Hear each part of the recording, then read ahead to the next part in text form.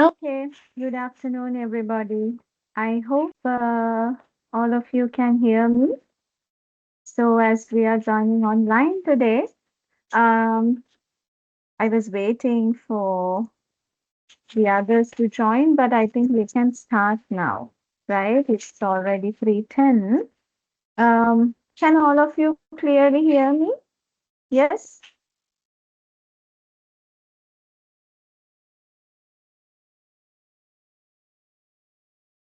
Can you hear me clearly?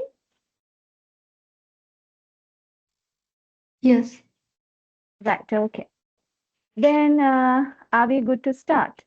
So today I thought of doing an activity as well as today I'm trying to focus on describing graphs and charts with us, right? Because now next week, as I have mentioned to you earlier, we will be having our continuous assignment, the individual assignment, okay, the speaking one. And while you are doing that assignment, I will be assigning you with the group assignment as well.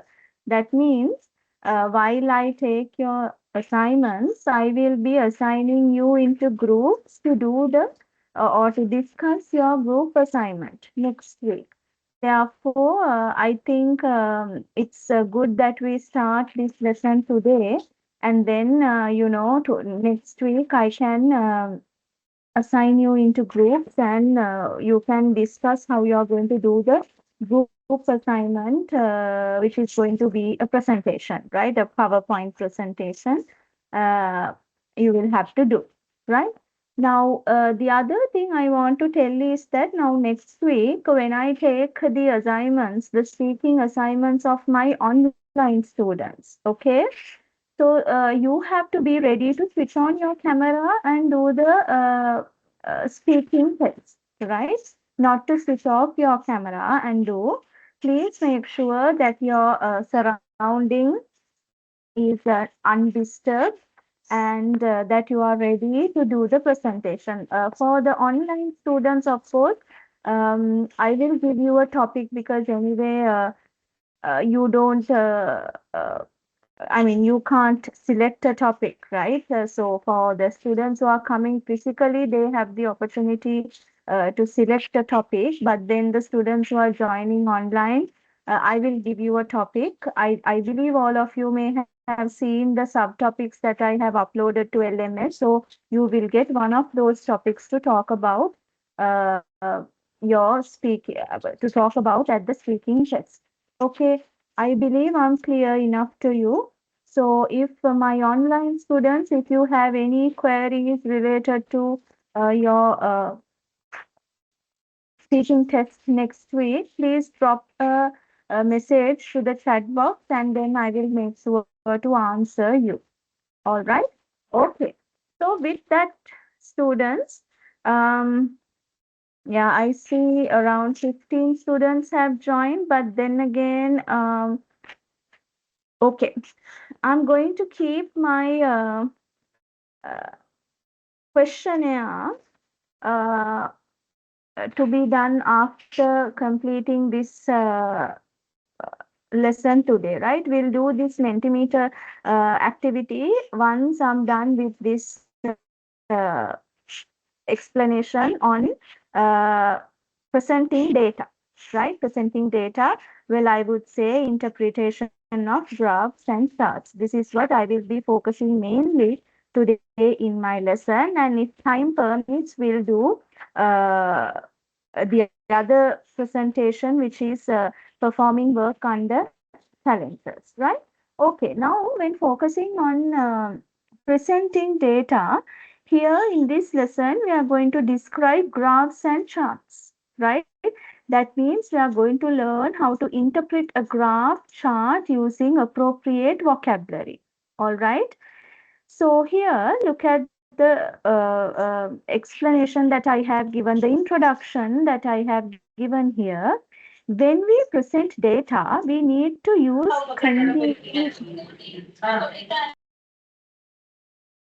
please mute your mics, okay? So when we present data, we need to use convenient and effective methods to convey information. Now, last week, if you all can remember, students, we discussed something related to this. What was that? We discussed as to how we can uh, use data, right? We can how we could use data in order to make sure that it is objectively presented and it is unbiased. Can you remember? So we talked about that. So related to that, referring to that lesson as well, we can take some examples to what we are doing here today. So we are talking about how to present data, right? Interpret the data which is given to us. When we present data, we need to use convenient and effective methods to convey information. To make voluminous data readily usable and easily comprehensible, we can use three forms in a presentation. Now, for an example, in your day-to-day life, right, you may come across a few number of data to present. And at the same time, there could be a large number of data that you need to present. So, how are you going to present such data? That is the most important thing that we are going to talk here, right? Textual data. One way of presenting this data is in a textual manner. That means descriptively you can present this data. The other one is tabular, and the other one, the last one, is diagrammatic, right? So, which means graphical. First and foremost, we'll see what we mean by textual. This form is usually used when there are only two values to compare. So, maximum two values. When we have maximum two values, we can write it down, right? We can use text to elaborate that information, interpret that data. For an example, here I have given 79% of the male students said they preferred to find a job while studying compared to the 58 of the female students. So, 58% of the female students have said that they prefer to find a job while studying, whereas 79% of the male students have said that they prefer to find a job while studying, right? So if you have only two values to compare, now here we have compared between female students and male students. So then at such instances, you can use text, or you can use a description to describe the given data, right? That means the minimum number of data you can describe by using a description. Then how about tabular? If you are discussing three or more numbers, now remember, for your presentation, right, the last assignment presentation, you will have to use one of these forms and do the presentation. That is why I'm doing this today with you, so that you know you can refer to these materials and take lessons from what I have taught you, and then apply that knowledge in your presentation, right? So, if you are discussing three or more numbers, now previously when it comes to textual, I said if you have maximum two values to compare, you can use a description, right? But when it comes to tabular, if you are discussing three or more numbers, it is often more useful to use a table incorporated within the text. So, while using a text, it's easy to understand the data if you use a table. Okay. The following information can be more clearly expressed in tabular form. Now look at this one. This is the example. 48 of male students said that they wanted full-time employment. 34 said that they wanted part-time employment on weekdays, and 18% said that they wanted work during weekends. Okay. Now here there are three types of data. Okay. So rather than going for a description, it is easy if you go with a table when it comes to presenting the data. මේ data ටික present කරනකොට අපි description එක ලියනවට වැඩිය හරිම ලේසි table එකකින් මේක present කරනවා නම් how are we going to present this data by using a table? So this is how it's done.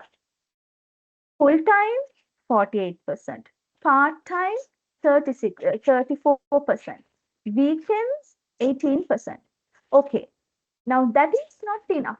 Just saying full time 48%, part time 34%, weekends 18% is not enough. Why? You have to say what this is about. What percentages are these? So you have to indicate or rather give a number for the table like this table 1.1, and then you have to mention what is this table about. So this table is about the percentage of male students who wanted employment. So when you take this description with the data given in the table, it makes sense, right?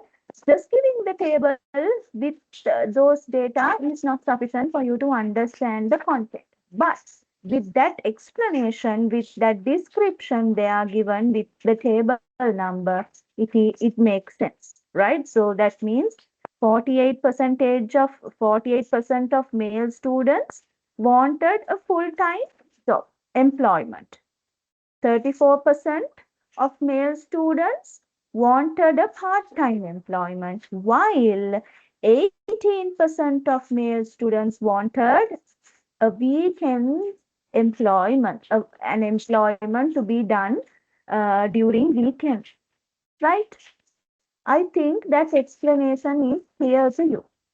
Okay, so we have discussed as to how we could use text, right, or descriptions, and also we have discussed how to use tables when it comes to interpreting data, especially voluminous data. දැන් data එකක් දෙකක් තියෙනවා නම් මේක අපිට වාක්‍ය වලින් ලියන්න පුළුවන් මේ අර explain කරලා තියෙනවා වගේ.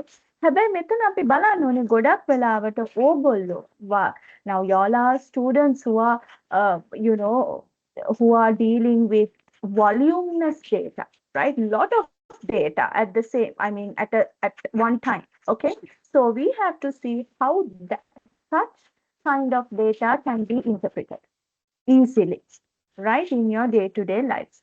So look at this example I have given here, students, right? Just have a look at it. I'll give you 1 minute. Have a look at this one.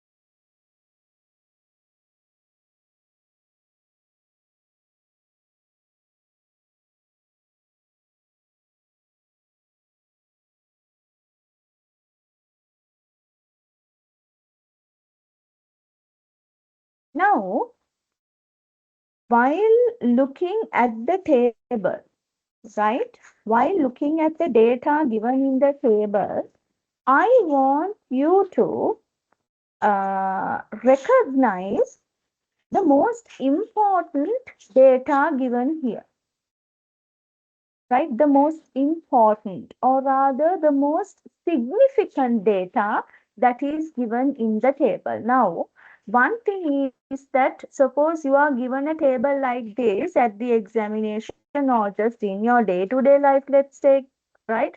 In your day-to-day life, you come across a table like this, and then you are required to interpret the data given here. Students, are you going to interpret all the data or one by one? Are you going to interpret everything? No. That is impossible. Suppose the table is bigger than this, you have more number of data. Are you going to interpret all the data? No. What are you going to do then?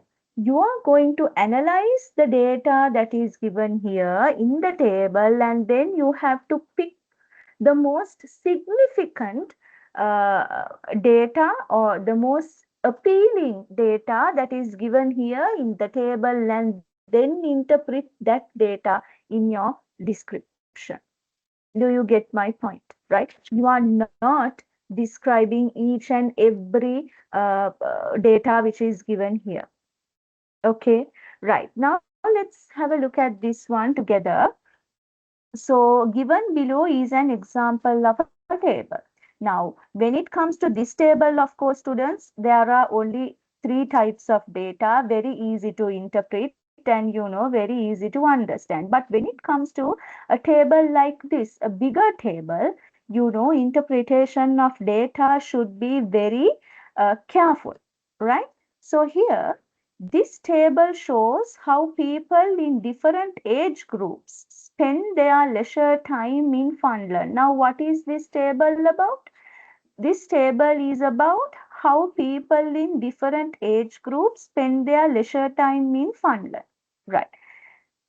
First and foremost, right, when you see any type of chart, graph, table, whatever it is, the first thing that you have to understand is that what it is about.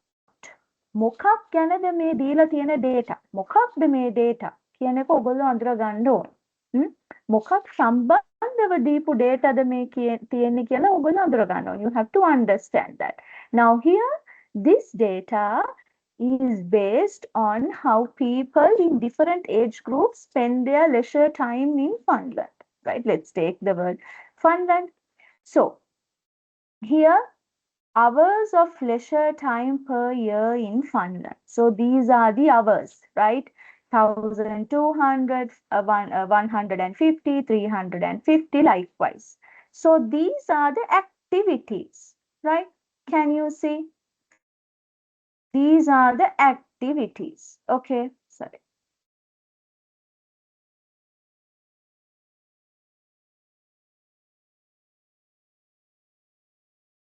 What are the activities? Watching TV or videos, socializing with four or less people, socializing with four or more people, individual exercise, group exercise, or cinema. These are the activities. And what are these, students? These are the number of hours that they have spent. How about this? This is the age group, right? The age group. This axis shows the age group. And then the y-axis shows the activity, type of activity. And within this one, within this one, we call them the number of hours. Okay. Now, look at the explanation, the questions that I have given here. Now, I have given these questions for you to get an understanding as to what are the data that you should include when it comes to doing a description or interpretation. මං කියවනේ දීලා තියෙන ඔක්කොම data අපි interpret කරන්නේ නැහැ කියන එක, right? So these questions that I have given here will give you an understanding as to which areas that you should focus when it comes to interpreting the data, right? First one, how many activities are listed in the explanatory column? What do you mean by explanatory column?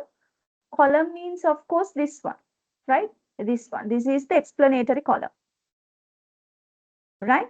How many activities are listed in the explanatory column? So, when you are interpreting the data, the first thing that you have to tell is what? What is the table about? What is the table about? After that, students, you can talk about the activities that are listed in the explanatory column. Okay. And then, what are the age groups discussed in the table? So, even you can give a very simple explanation by using one sentence about the ages or types of ages given in the table. Right? Now, three sentences. What are the three sentences? First one, what is the table about? Second one, about the activities listed in the explanatory column. And then about the types of ages given in the table. Those are the three sentences that you will write in the introduction. Okay, that is the introduction to your answer. And then, according to the table, now I'm referring to the third question. According to the table, which two age groups spend the most number of hours per year watching TV or videos? And now we are coming to the interpretation of data. දැන් අපි introduction එක හරි introduction එකේ අපි describe කරා තියෙන දේවල් table එකේ. Right? What is the table about? What does the explanatory column say? And what are the age types of ages that are given discussed in the table? And now the second paragraph is about interpretation of data. In the introduction, did we interpret data? No, we didn't. We only described what is there in the table. Now we are coming to interpretation of data, right? So here, according to the table, which two age groups spend the most number of hours per year watching TV videos? Can you tell me? Now, I want you to talk. Huh? Can you tell me the answer? Just unmute your mic and tell me.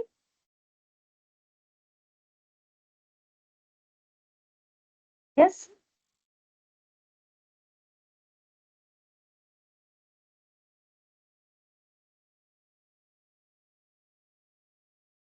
What is the question? According to the table, which two age groups spend the most number of hours per year watching TV and videos? So you have to refer only to this one, this row, and tell me.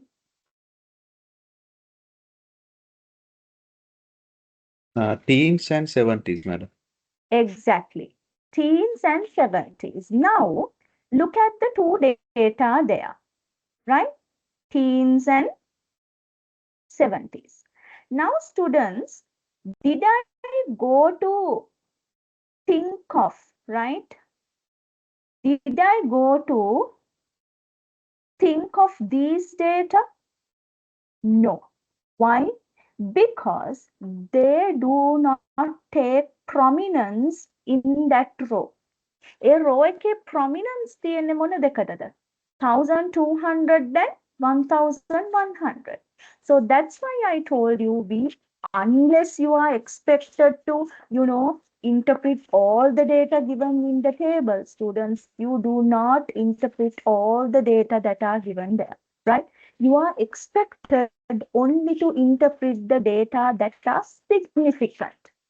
Okay, now when you take that row, those are the two significant data that you can take into consideration. And then what are you going to do?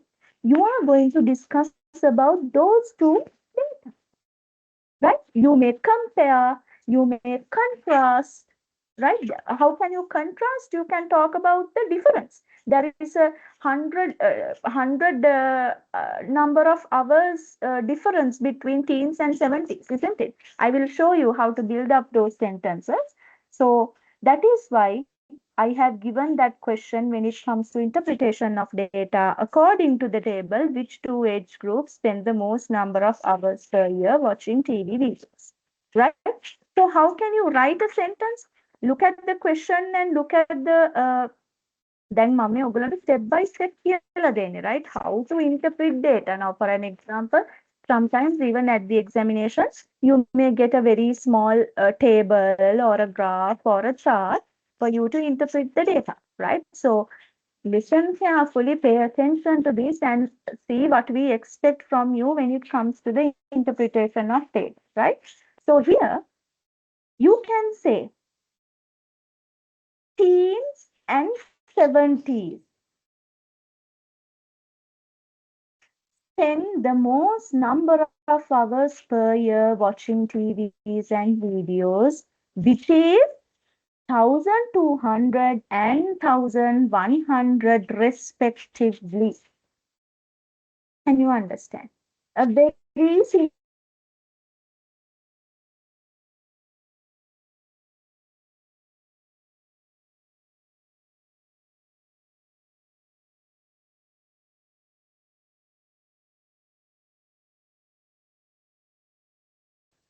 60s and 70s. Now we are going to look at another significant type of data. What is that?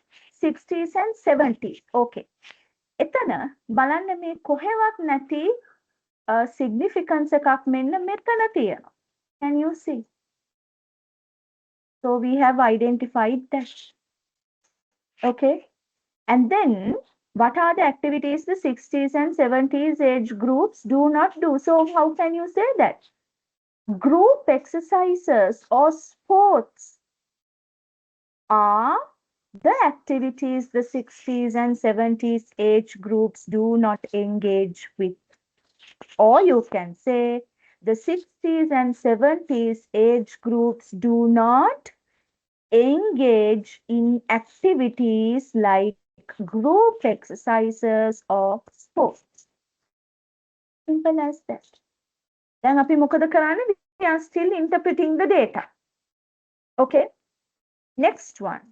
What is the least popular activity among all groups? Okay, another significant type of data. What is the least popular activity among all types of groups?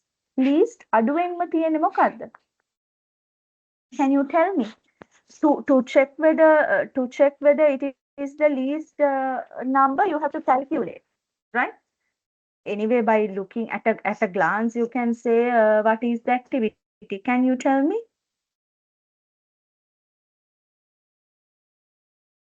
බලපු ගමන් කියන්න පුළුවන්. මොකද්ද? Table එකේ. Group exercises. Are you sure?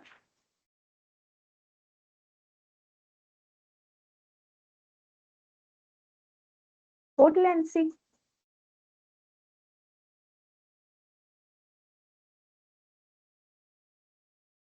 Although we have group exercise sport 0 for 60s and 70s, students, there is another activity that most people do not engage with.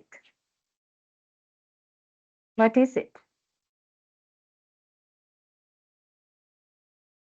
Come on, I thought you are good at calculation.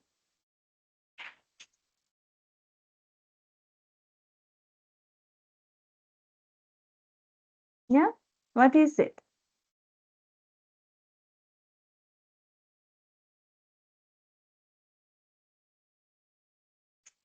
No idea?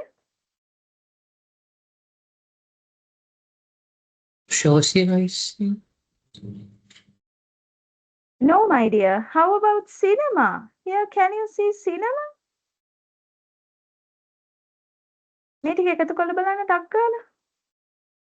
නේද? So that is the least. Cinema is the least, right? I'm sorry. So cinema, that is the least popular activity among all age groups, isn't it? Right? So when you compare here, look at this one. Now here, see all those 60s and 70s, it indicates as 0. When you take on average, it's the cinema that many people do not engage in, right? So what is the least popular activity among all groups? So you can say cinema is the least popular activity among all age groups. Now, what have we been doing? We have been looking at the most significant data in the tables that is given here, and then we have been noticing them and we have interpreted them, right? Now, that is not sufficient. We wrote the introduction, we wrote the content, we wrote the interpretation. Now we have to come to the conclusion. ඕනම answer එකක් ලියනකොට introduction එකක් තියෙන්න ඕනේ, body එක තියෙන්න ඕනේ, conclusion එක තියෙන්න ඕනේ. ඒ වගේම තමයි make it conclusion එක තියෙන්න ඕනේ. So what are you going to do in the conclusion? So in the conclusion, you have to give a common comment about all the data that is given here. By looking at all the data that is given here, you should be able to give a common comment to this table, right? Now,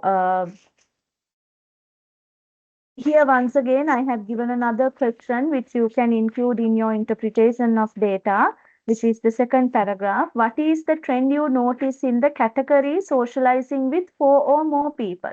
Four or more people. So, this category, what is the trend? 350, 350, 50, 50, 25, 25, 25. Well, when you look at that one, you should be able to understand the trend, right? What is the trend? Same number, right? Sorry.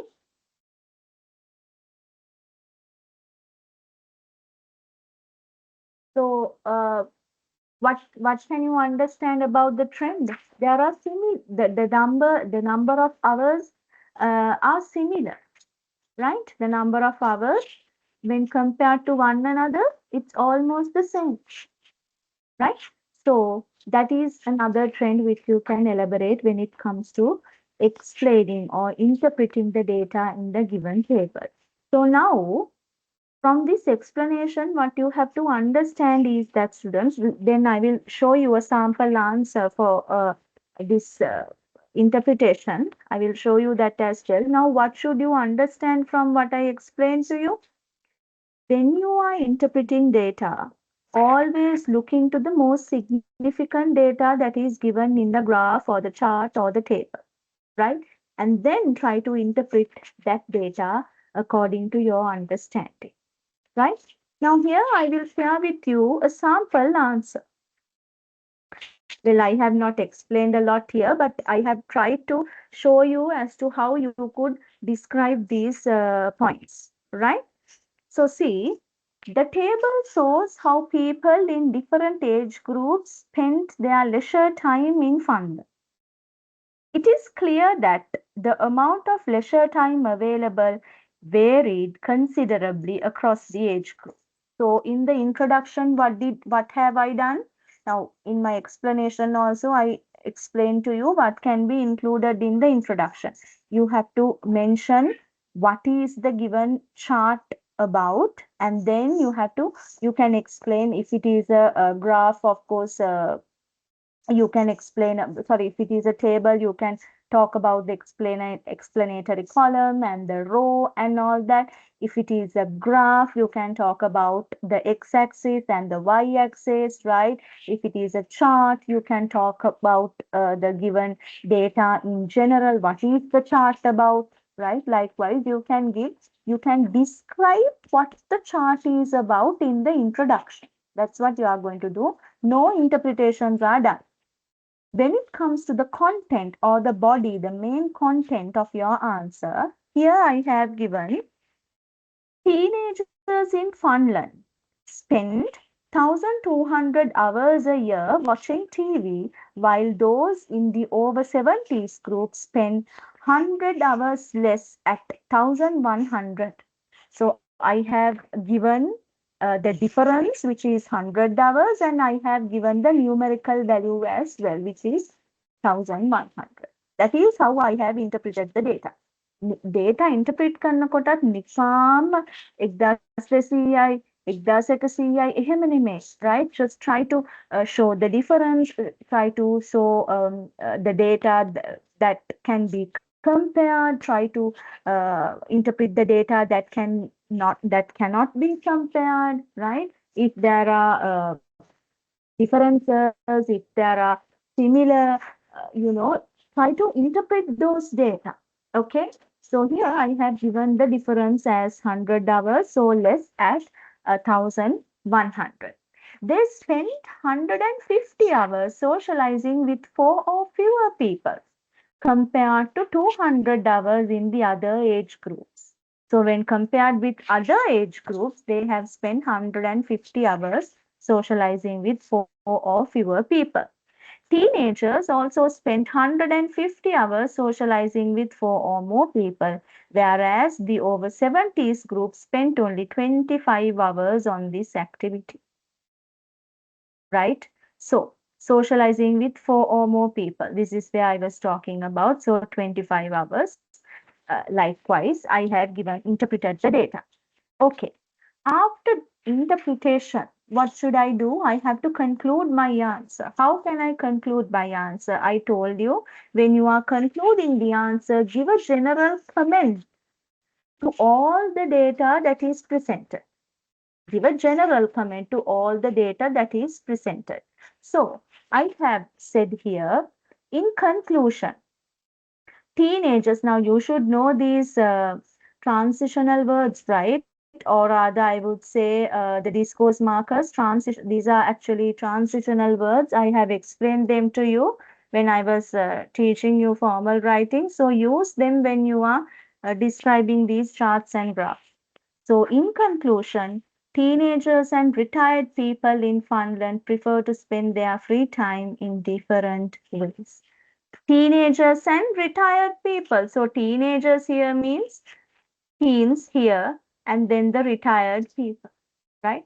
So, that is what I have given here as spend their free time in different ways. They have different preferences when it comes to spending their time in Finland. Their preferences are different when you compare teenagers with the retired people. Why did I select teenagers and retired people here as the conclusion? Because in my interpretation here, I have taken only the teenagers and 60s and 70s. මේ ටිකේ මම මගේ main content එකේ මම use කරලා තියෙන්නේ teenagers like 60s and 70s අයයි විතරයි. So then in my conclusion, I did not go to, in my conclusion, students, I did not go to add new information. Do you get my point? I did not go to add new information in my conclusion. What did I do? I gave a general comment on what I have been describing in my main content. හරි conclusion එකක අපි කවදාවත් අලුතෙන් data add කරන්නේ නැහැ. අලුත් details add කරන්නේ නැහැ. අපි discuss කරන්නේ අපි discuss කරලා තියෙන data ටිකක් ගැන conclusion එකක් දෙන එක විතරයි conclusion එකේදී අපි කරන්නේ. Can you understand? Hmm? Is it clear to you, everybody? Yes? Is it Yes, okay? madam. Right. Others? How about others? Clear? Madam. Okay. At least put a thumbs up if you're with me. Hmm?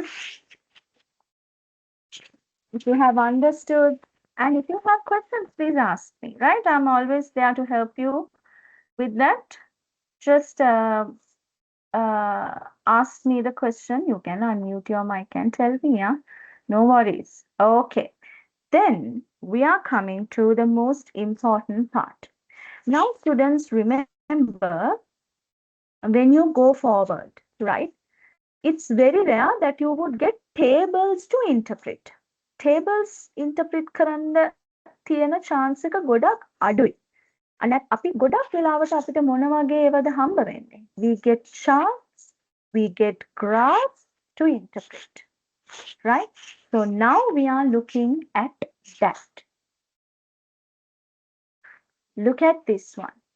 Presenting statistical information. So as accountants to be, right, you will have to deal with statistical information in your life throughout, right? Throughout your career, you will have to deal with statistical information. Okay. A visual presentation of data would have more impact and immediacy than text. What do you mean by that? When you present data in a visual presentation, there will be more attraction, more attention towards it than giving it as a description. නේද? අපි chart එකකින් data දෙනවා දෙන එක හරිම ලේසිනේ. paragraphs ලියනවා ලියලා කෙනෙක්ට present කරනවට වැඩිය. chart එක පෙන්නපු ගමන් ඕනම කෙනෙක්ට ඒක අඳුරගන්න ලේසිනේ than reading descriptions. So we are going to look into the importance of visual presentations here, right? But you have to remember that it would be effective only if both the sender and the receiver share the assumptions behind it and the key to use it.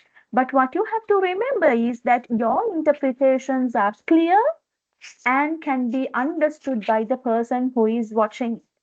දැන් සමහරු pie charts දානවා, graphs දානවා. හැබැයි දැන් මට සමහර data වැරදි. Data වැරදි. එතකොට, now for an example, I will tell you, they will say, okay, the revenue growth of ABC company during the last 5 years. Last 5 years කියලා අන්තිම year එක 2026 කියලා දාන්න. වැරදීමකි. හැබැයි අපි ඉන්නේ තාම 2025. එතකොට මොකද වෙන්නේ? අර සම්පූර්ණම interpretation එක ඒ data සියල්ලම වැරදි. Can you understand? Therefore, you have to be very careful when it comes to the visual presentations. You have to be very careful with your visual presentations, right? So, remember that it would be effective only if both the sender and the receiver share the assumptions behind it and the key to use it. And the other thing is that when you are presenting statistical information using visual presentations, you have to understand the other person also understands what you are presenting. කෙනෙක්ට bar graph එකක් කියව ගන්න බැරි නම් ඔයා bar graph එකක් ඒගොල්ලන්ට පෙන්නලා ඇති වැඩක් නැහැ. Why? Because they don't understand how to read the data, right? So you have to make sure that the relevant visual presentation is relevant to the context that you are dealing with. Hari? Okay. So given below briefly are the most commonly known facts about tables. So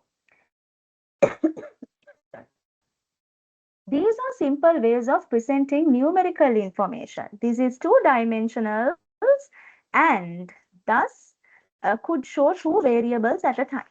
So when you talk about tables, things to remember about tables. අපි table එකක් use කරනවා නම් මෙන්න මේවා හොඳට මතක තියාගන්න ඕනේ. You have to remember these areas. Give a clear title. Not only table students, even when you are using graphs and charts, give a clear title to it.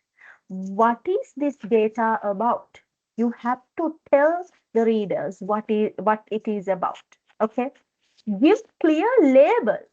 දැන් සමහර විශේෂයෙන්ම මම දැකලා තියෙන ඔය pie charts වල හැම ලස්සන්ට colors වලින් වෙන් කරලා තියෙනවා. හැබැයි percentage එක හොයාගන්න බෑ. percentage එක දීලා නැහැ. දැන් graphs වල නම් ළමයි, when you look into the y-axis, of course, you can get an understanding, a rough idea about the number.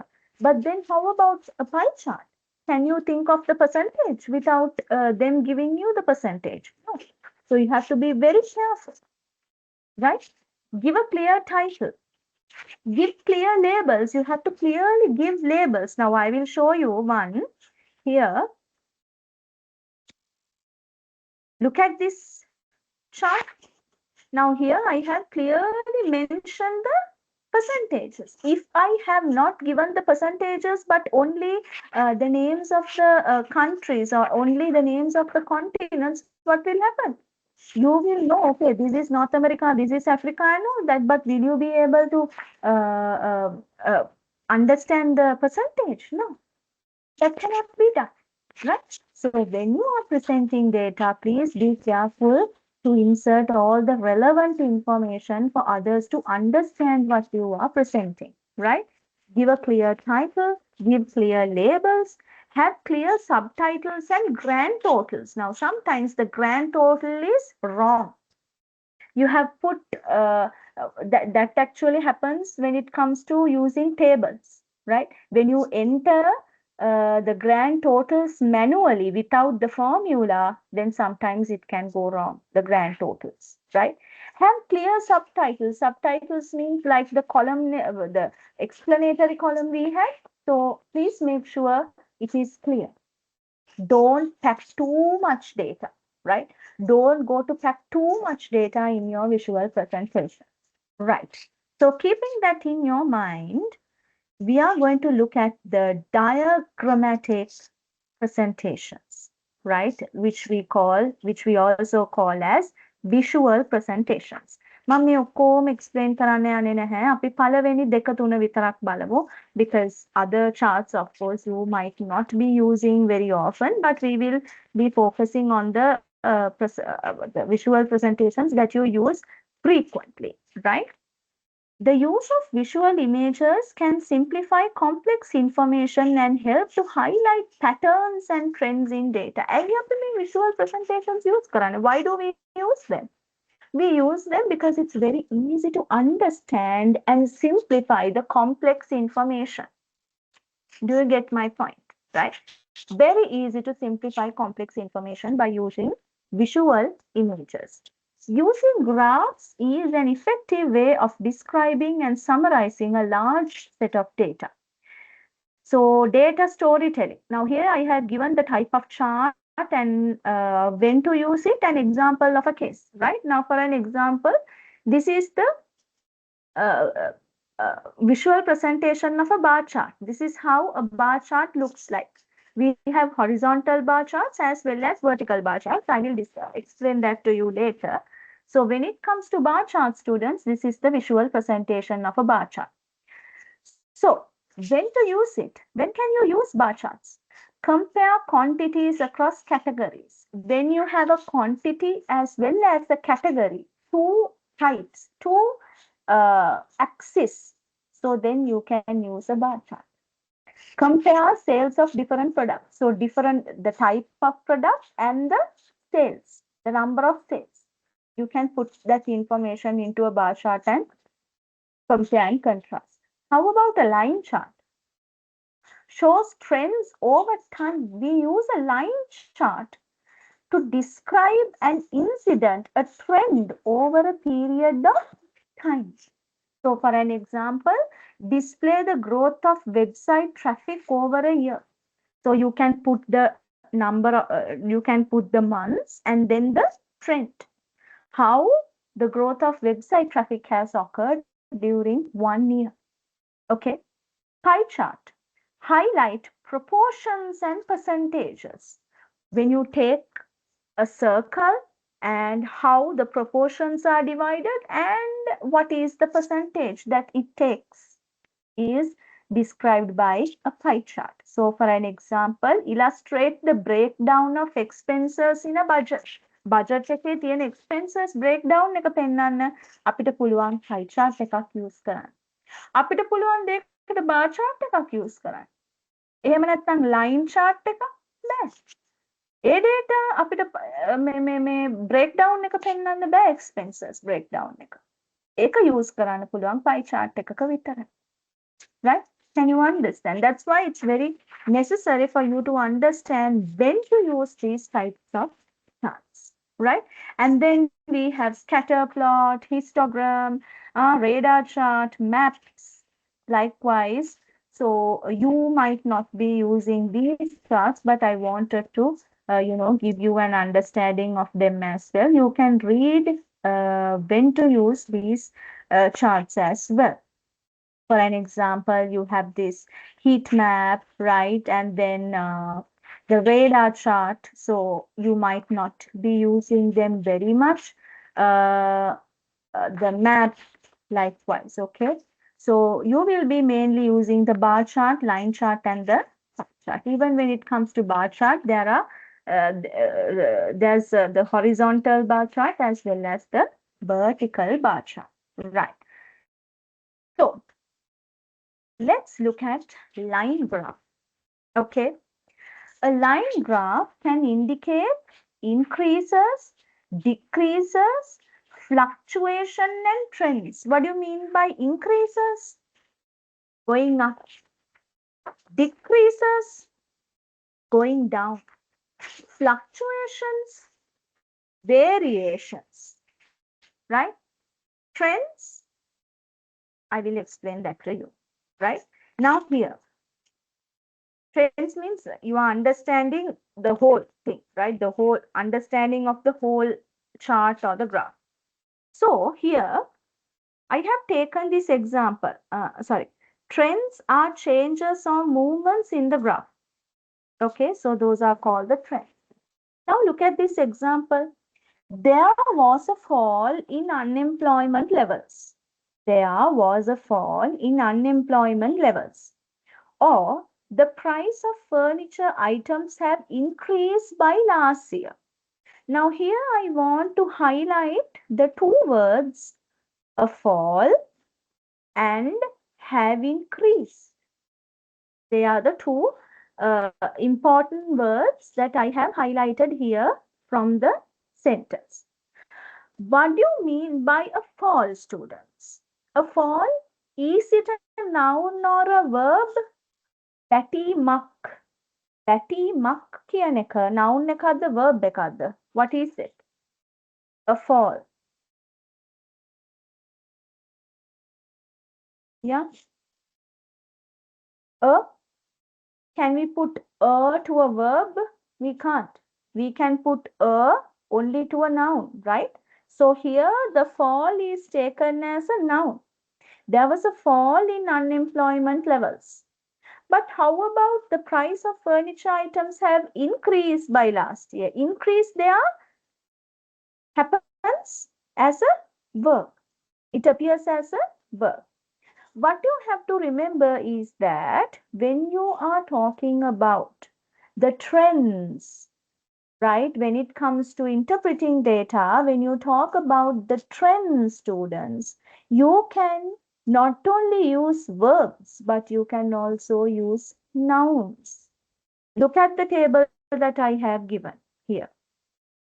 Direction is upward.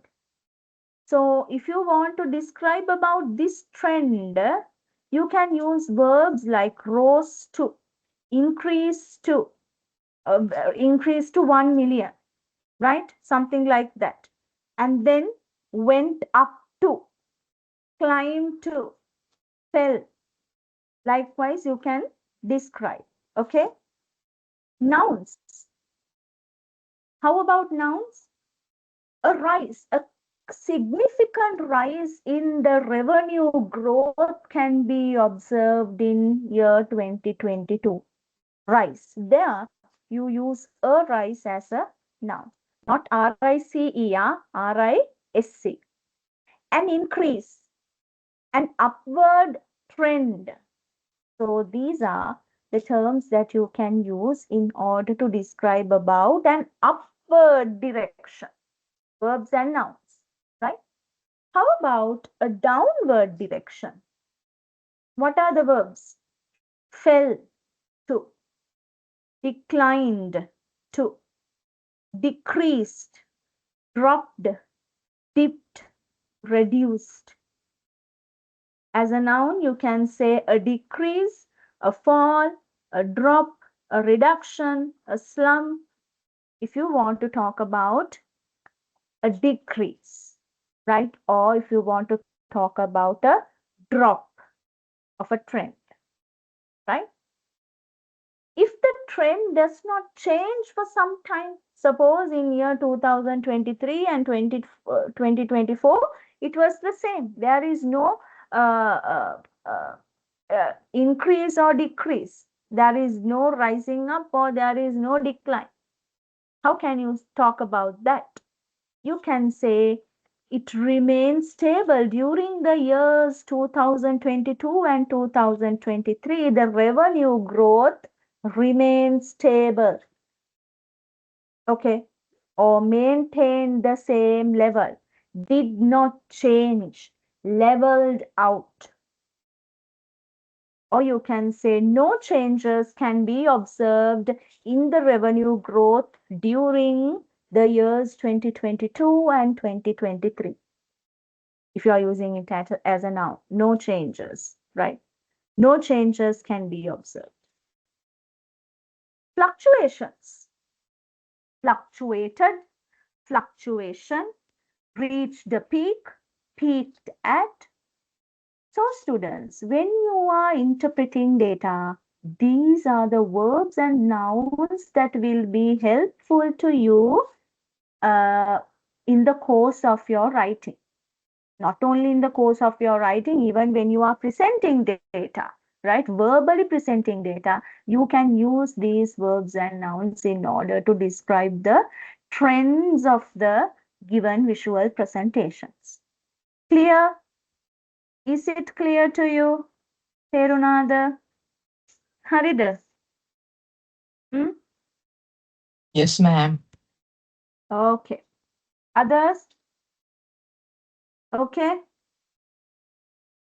I hope at least while sipping a tea, you are listening to me, huh?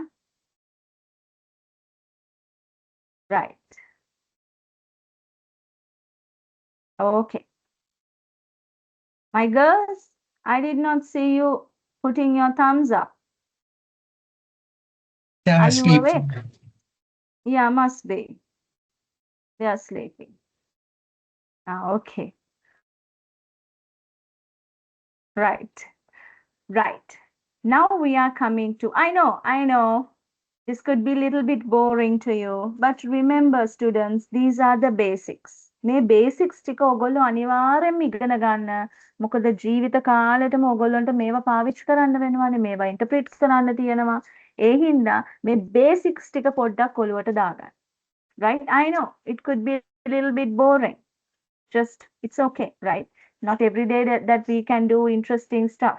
Okay, so look at this one. Analyze the simple line graph given below. Now here I have given you a line graph. Okay, what is this line graph about? It is about the number of kilograms of sugar consumed per person from 2016 to 2024. That means within the last few years, right? 2026 to 2024. Sorry, 2016 to 2024, right? Look, have a look at this one. මුලින්ම මේක බලන්න චුට්ටක් මොකක්ද මේ කියලා තියෙන්නේ කියලා. Observe the trends that are here. Try to observe the trends. Look at the number of kilograms, look at the number of years, see how the trends have happened, the decline, the increasing years, okay? If there's no change, what are the years? Likewise, just have a look at it. And which, okay, right, have a look at that.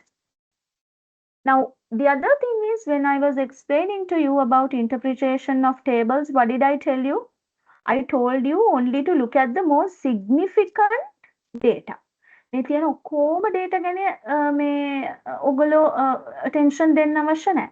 As a whole, you look at them, but then pay more focus on the significant data, the most significant data in the chart given.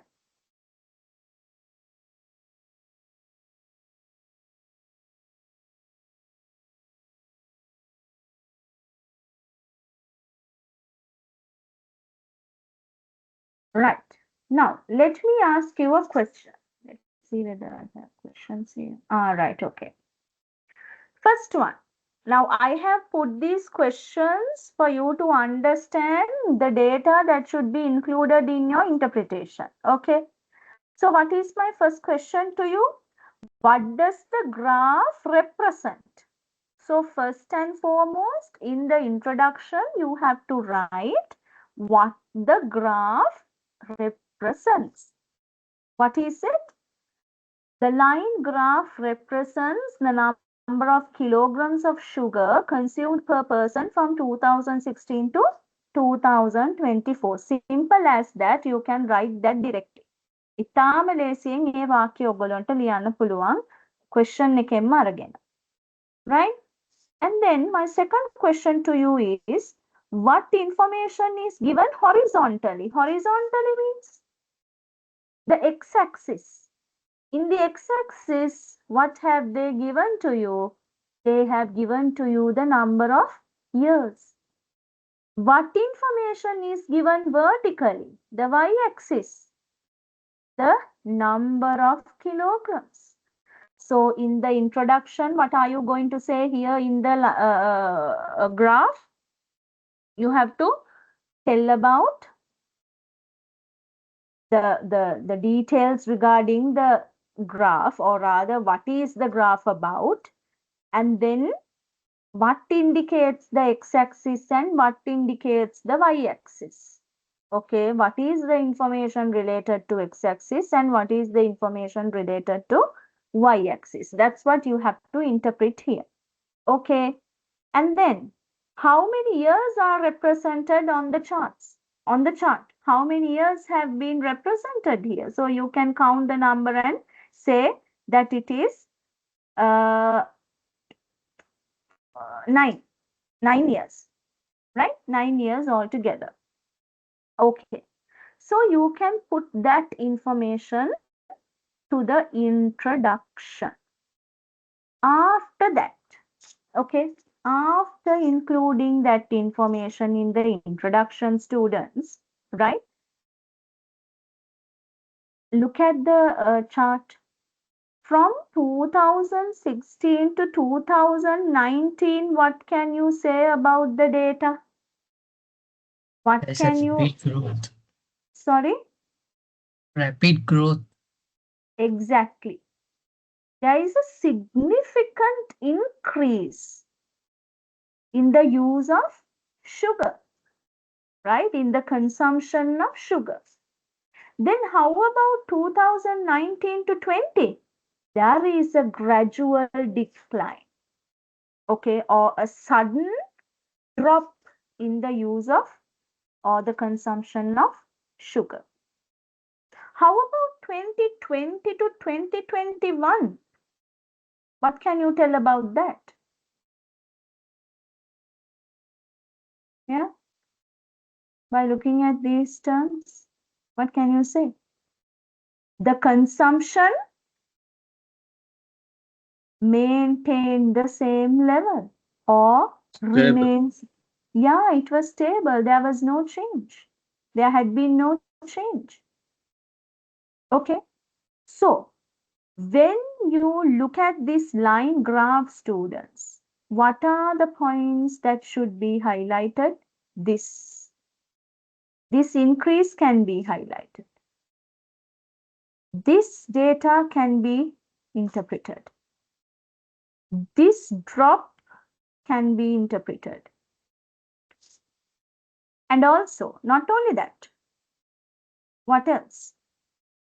This point peak, the highest number of consumptions can be interpreted. And then you can talk about this drop, a gradual drop, right? And then from 2022 to 2024, what has happened to the consumption? Okay, so when you talk about this area, you don't have to really talk about these points. That's not really necessary. Why? Because as a whole, you are talking what has happened from 2016 to 2019. Okay. After this increase, after this rise, you can talk about the fall or the drop, the slight drop. Actually, this is a slight drop, right? It's not a huge drop. There is a slight drop. Okay. But here, how about here? You can see a very gradual drop, right? A significant drop there.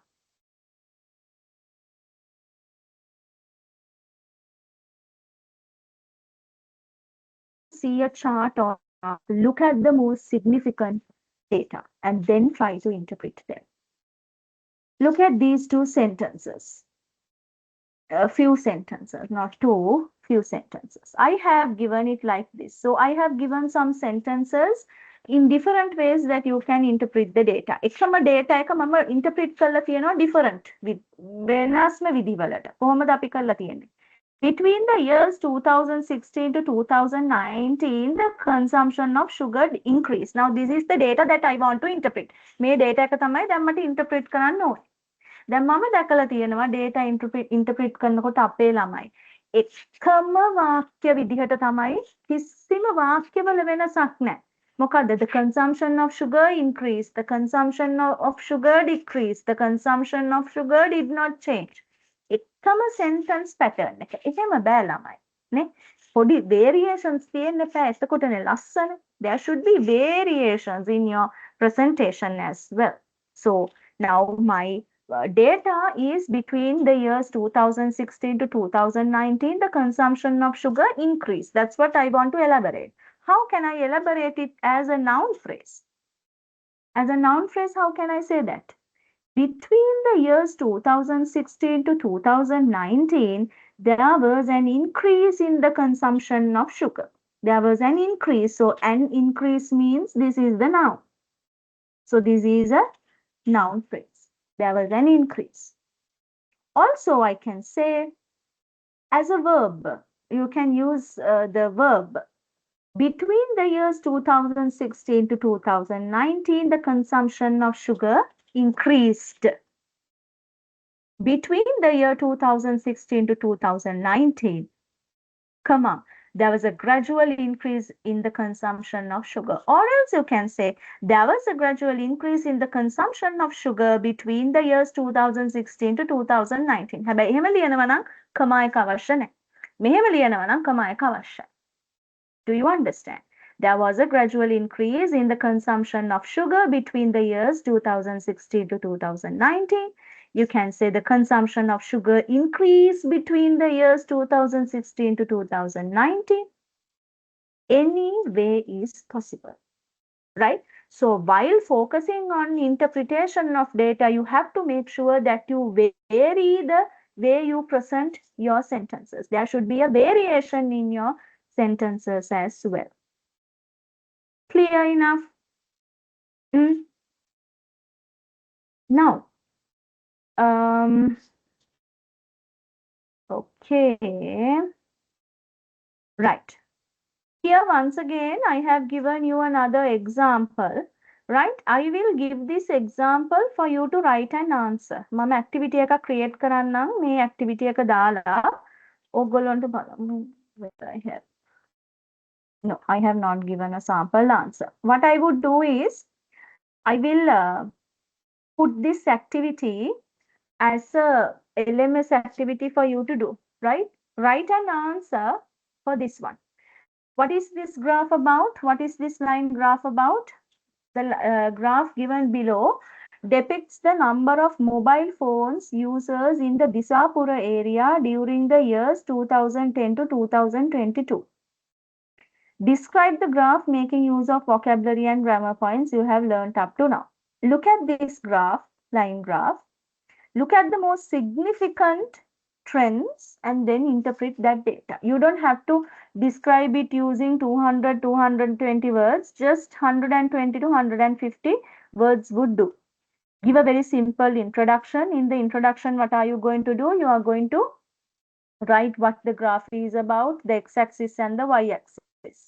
And then come to the main content. In the main content, you are going to look into the main or the significant areas of the graph and then elaborate them, come to the conclusion and give a very general comment on this. General comment එකක් දෙනවා නම් දැන් මේ දීලා තියෙන graph එකට මොකද්ද අපිට දෙන්න පුළුවන් general comment එක කියන්න බලන්න. What is the general comment that we can give by looking at this graph in the conclusion?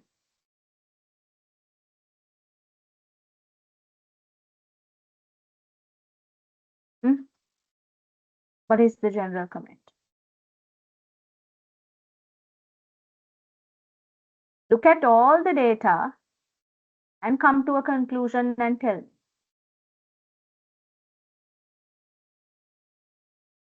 It's okay, even if you go wrong, it's fine, just tell me.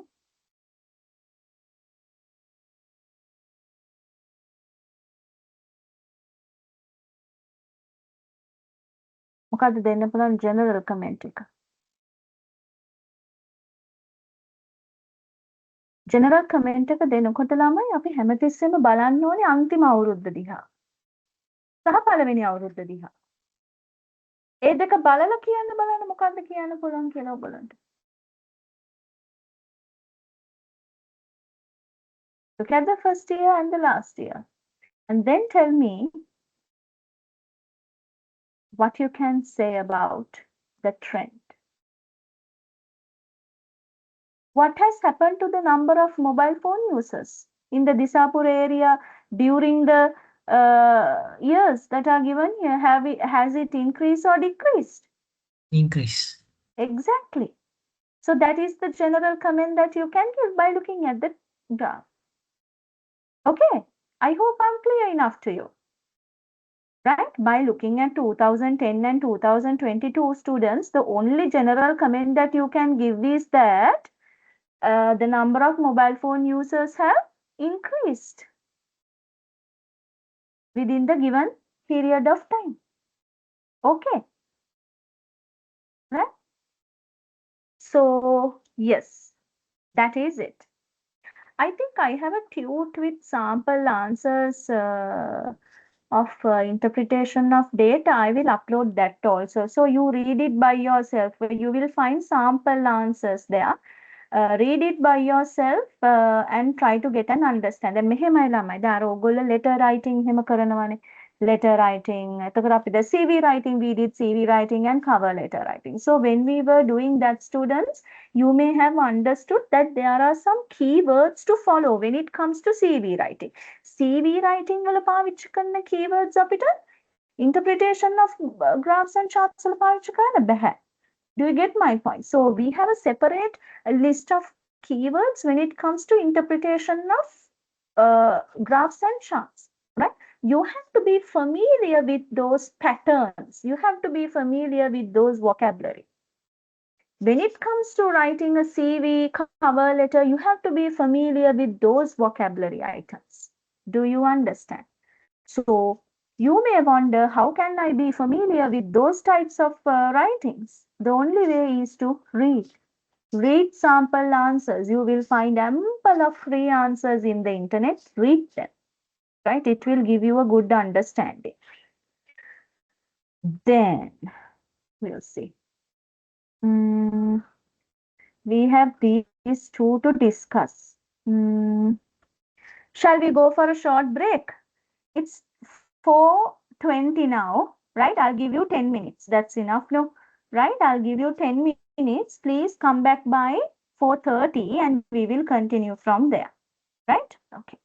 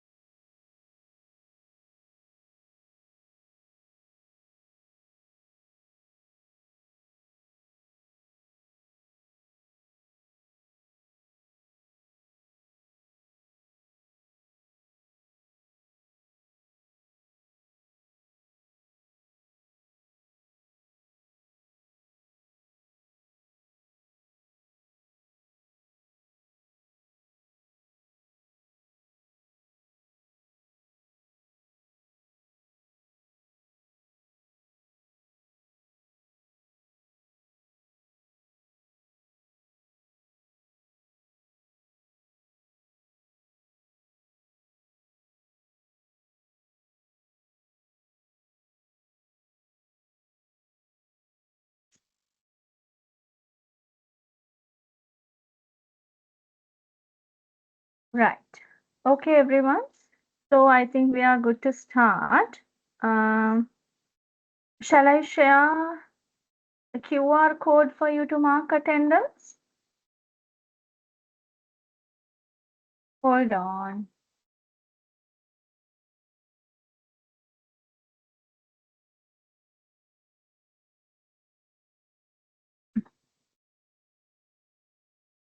Please scan the QR code and mark your attendance.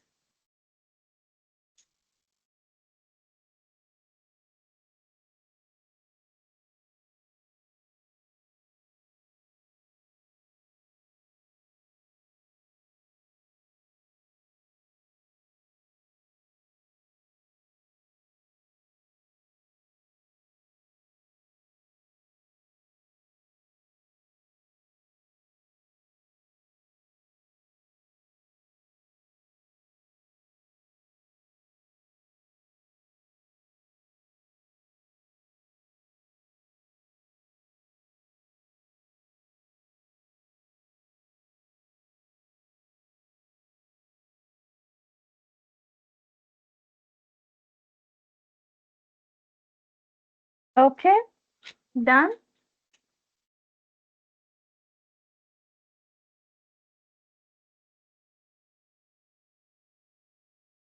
No, ma'am. No? Okay.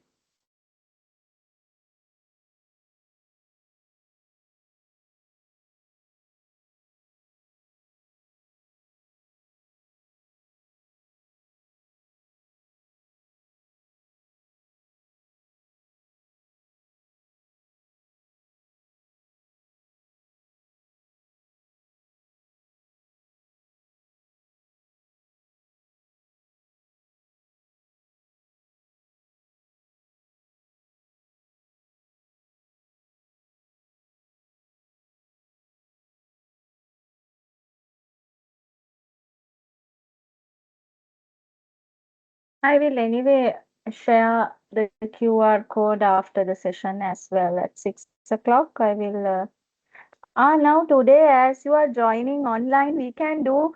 Now, can you remember one day we missed 1 hour? So, as you are joining online today, we can use that 1 hour, right?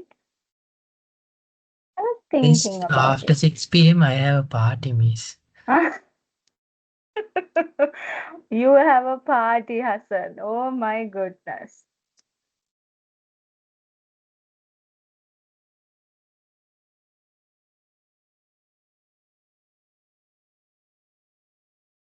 गुरु में रमाएंगे.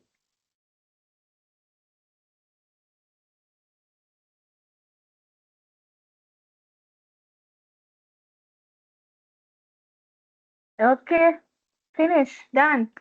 Scanning the QR code. I will anyway share it with you after the session also. Huh?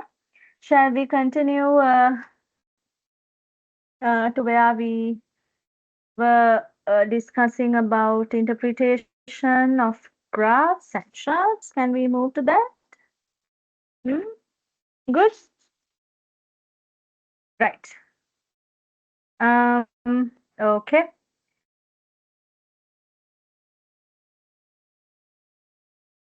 So now we are going to talk about bar chart, students. This is also one of the most important charts that we will have to deal with in our day-to-day life.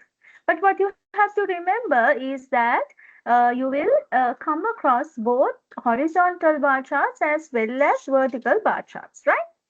Horizontal and vertical bar charts are useful to show statistics clearly. They show comparative totals and percentages clearly, right? So, first and foremost, we'll talk about vertical bar charts. Actually, vertical bar charts are the most popular types of bar charts that we use, right? For an example, if I take in 2020, the sales fell, or in 2021, there was a rise in sales. How can I interpret this data in a bar chart?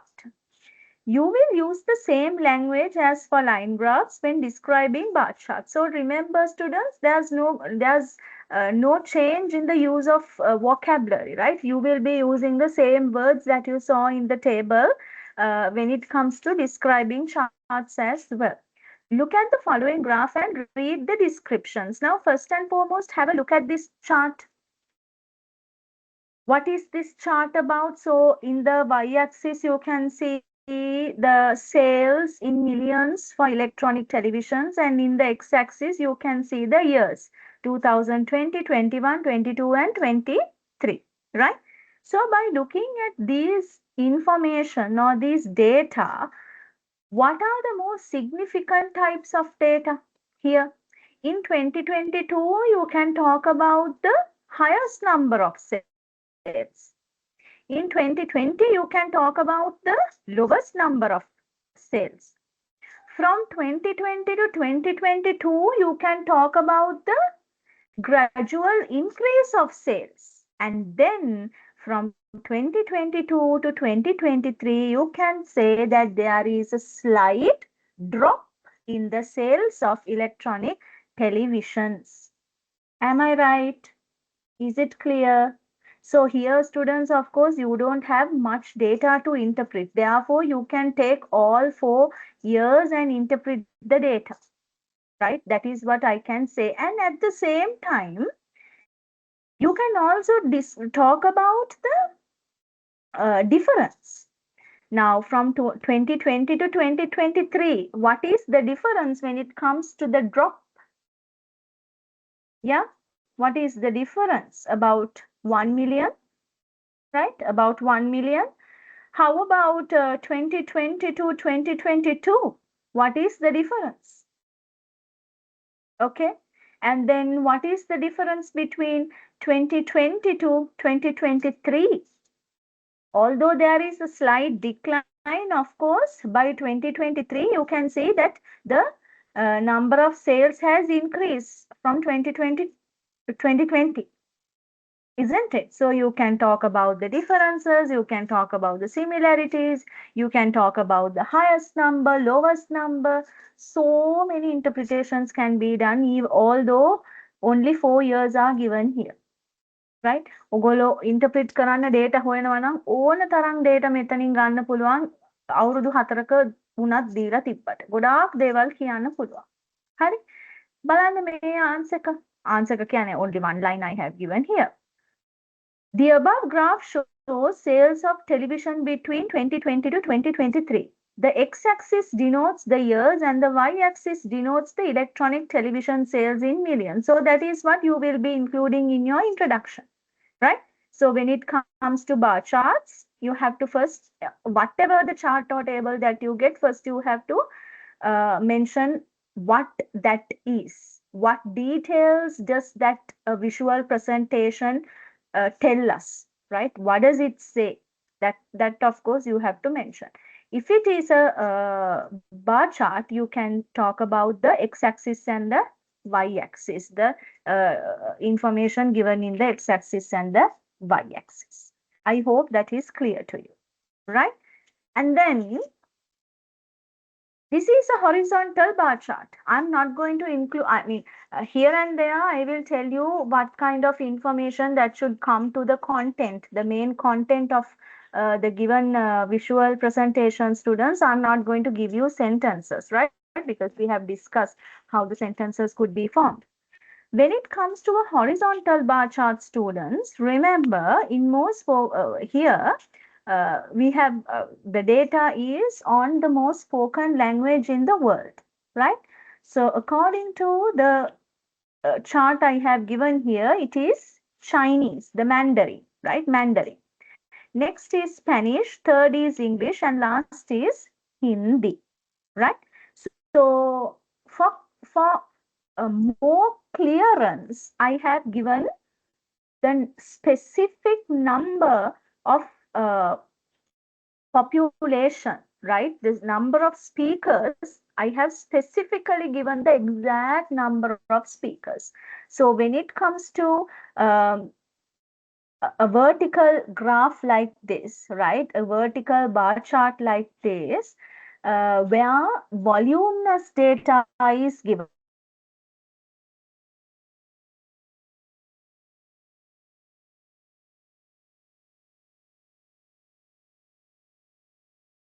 Between this number and this number is only 2, right? So if this limit comes to the middle, then we know it is 7. Do you get my point? But when it comes to a situation like this, the difference is here 2000. So when this data comes towards this point, sometimes our interpretations can go wrong. I might say 870, another person would say 880, likewise. So when voluminous data is presented in this manner, it's always better to give the exact number. Do you get my point? Right? Giving the exact number makes things clear, right? Makes or rather clarifies all the doubts.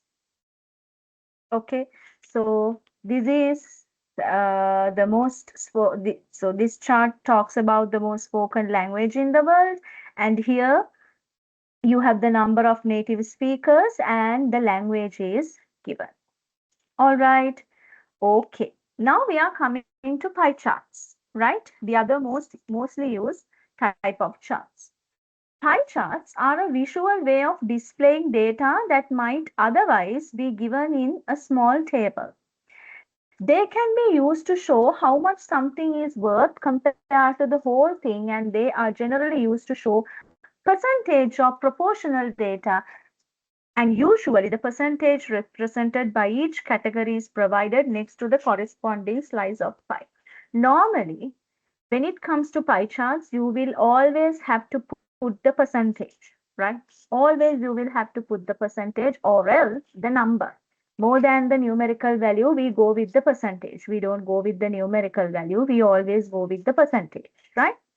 The two pie charts given below show the difference of the world population by region in year 1900 and 2000. Now, what do the pie charts explain to us? It explains to us about the difference of the world population by region in year 1900 and 2000. කොච්චර වෙනසක් තියෙනවද කියන එක තමයි පෙන්නන්නේ world population එකේ 1900 ඉඳන් 2000 වෙනකොට. How can you present the information shown in these two pie charts? Okay, let's have a look at the two pie charts. First one is this, right? මේක තමයි පළවෙනි එක.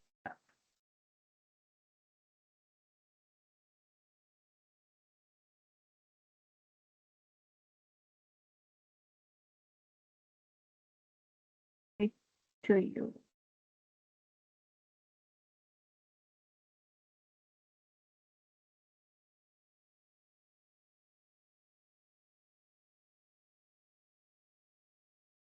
Study the pie chart that I have given.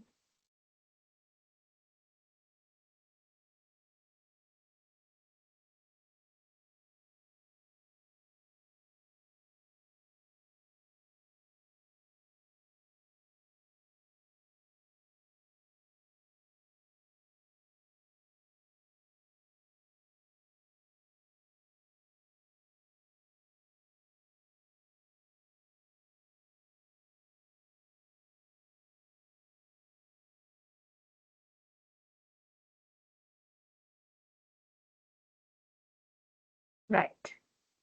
I think now it's a bit clear to you.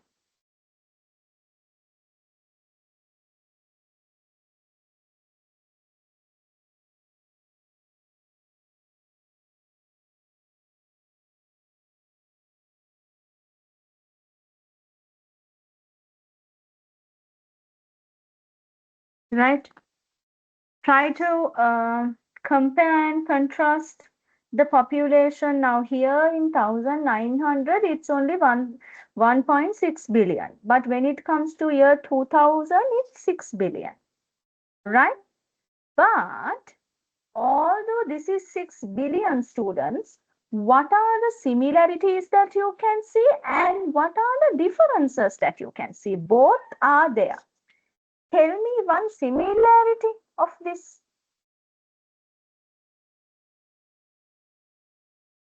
Tell me one similarity of both years.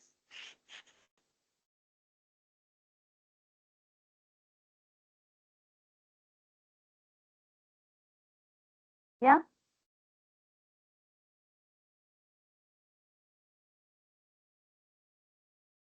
Similarity 5%.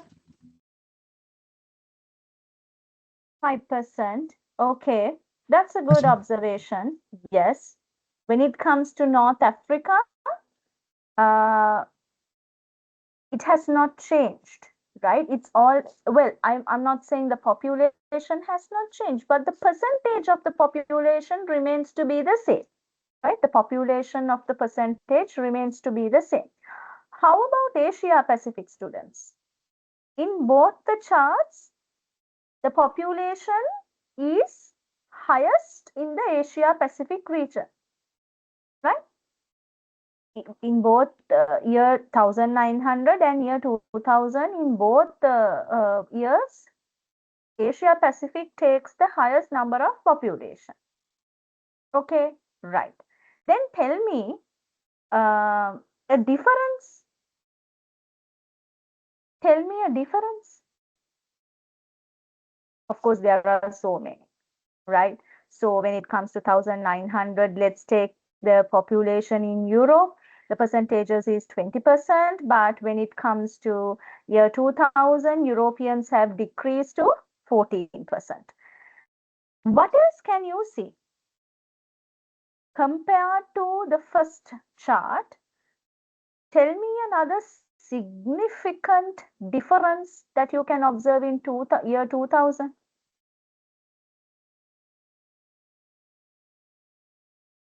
හොඳටම පේන්න තියෙන difference එක මොකක්ද?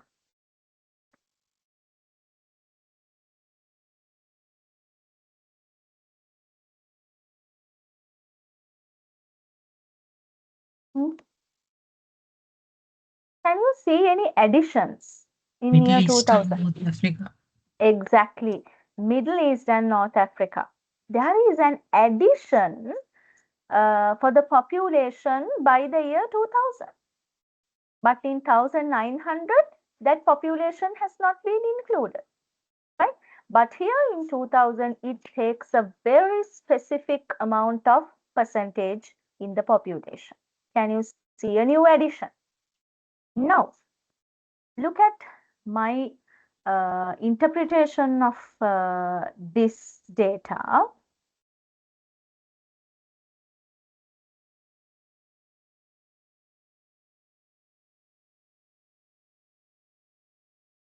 Right.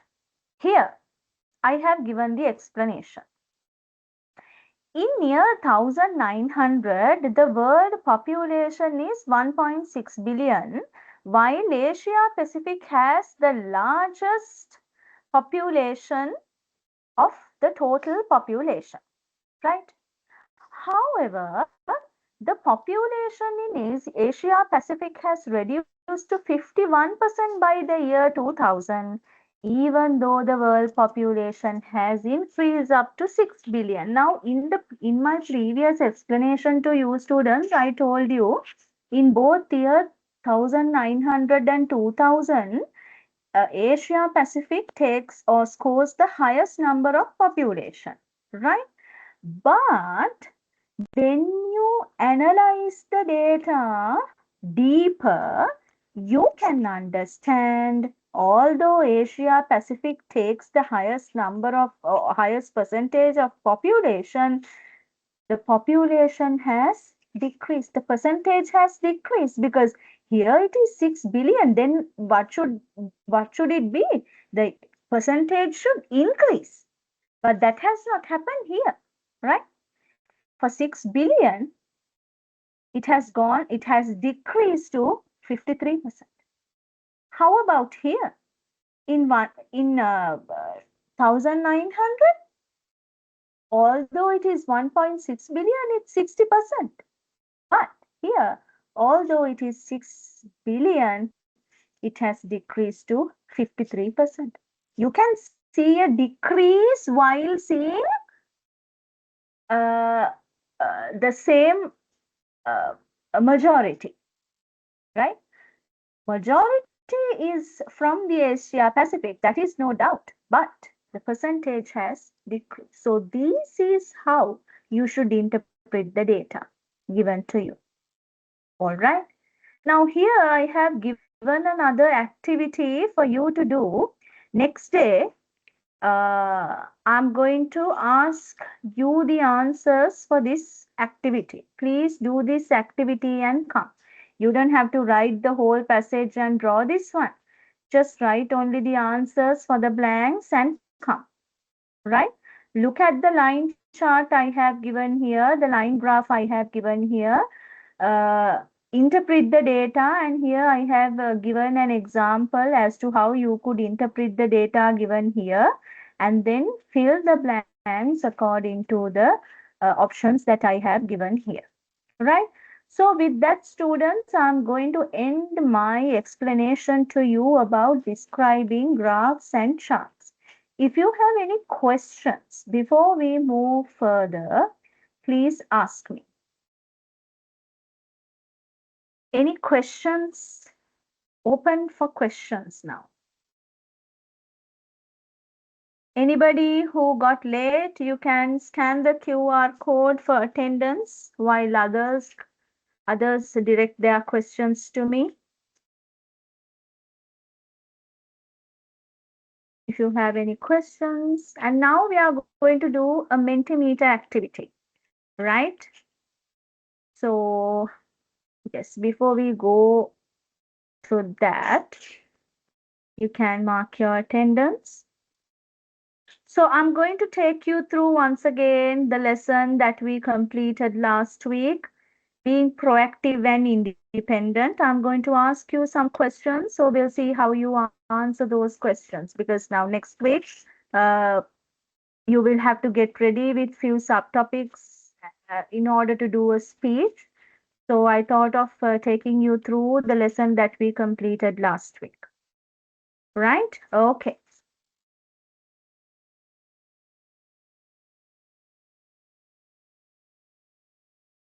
Are you ready?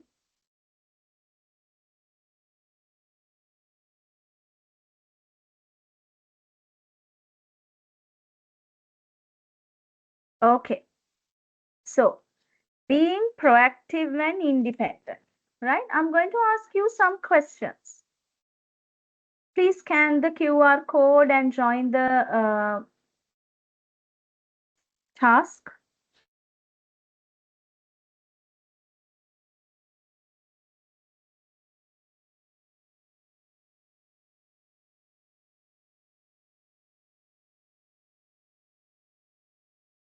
Have you joined?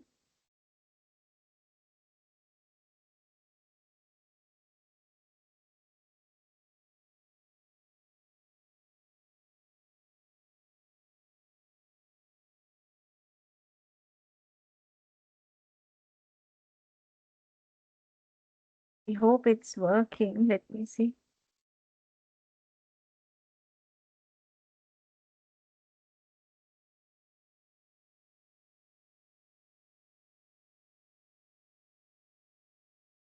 Right.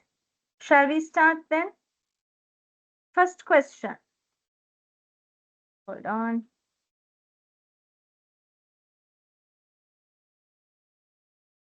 What does being proactive mean to you in your daily work or studies? Just type an answer, right? What does being proactive mean to you in your daily work or studies? What do you mean by being proactive in your everyday life? Just give me a few words.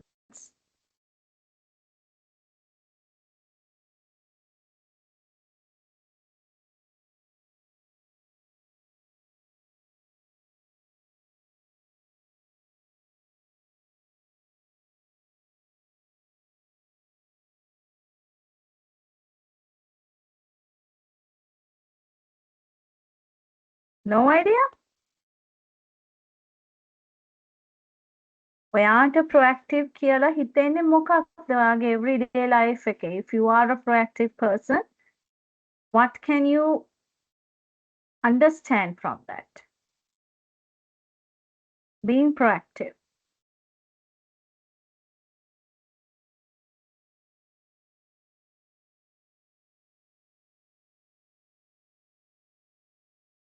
Okay, taking the initiative. Good. Others? Taking the initiative. How about others? Yes, plan ahead always.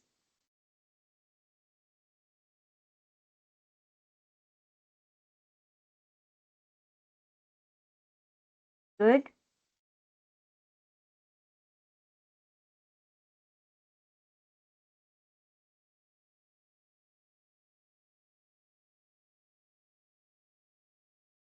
Is that all? Just type anything that you like. Surround yourself with proactive people, learning new skills, of course. මේකේ මම ඔයගොල්ලන්ට මම උගන්වපු ඒවා නෙමෙයි ළමයි අහන්නේ. මම අහන්නේ what do you think? Right? What does being proactive mean to you in your daily work? Okay? Anticipating challenges before they arise. Okay, that is something I taught you, but that's again, once again, that's right, that's correct. Okay, what else? Taking responsibilities, develop good habits. Okay, being proactive, yes, of course, develop good habits which you have never had before. Having good time management, identifying problems early. Good. Any other comments?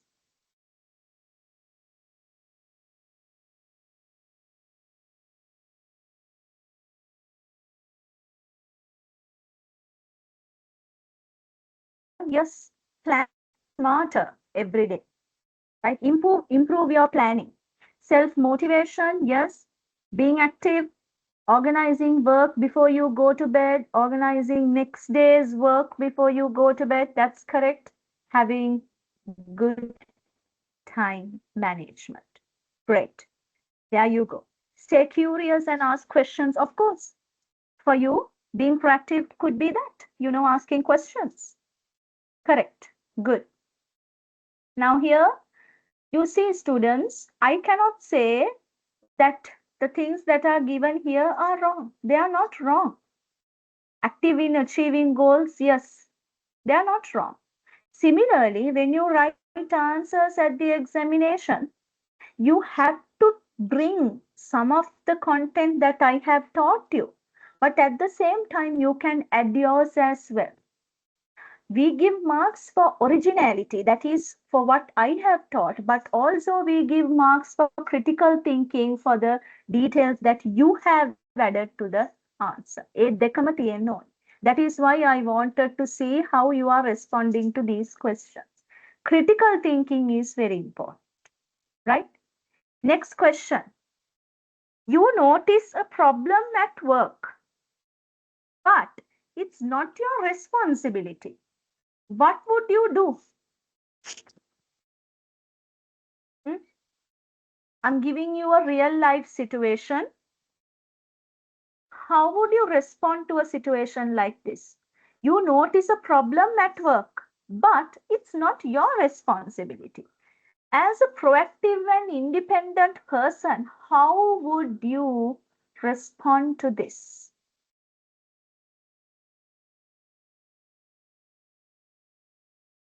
You can take some examples from the answers that were given previously. Let me take you to them. Here, you have given some questions, some answers.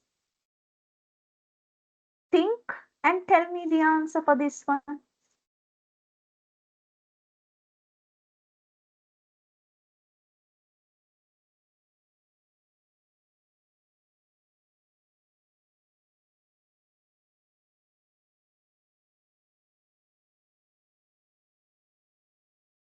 Speak up and help to solve it, of course.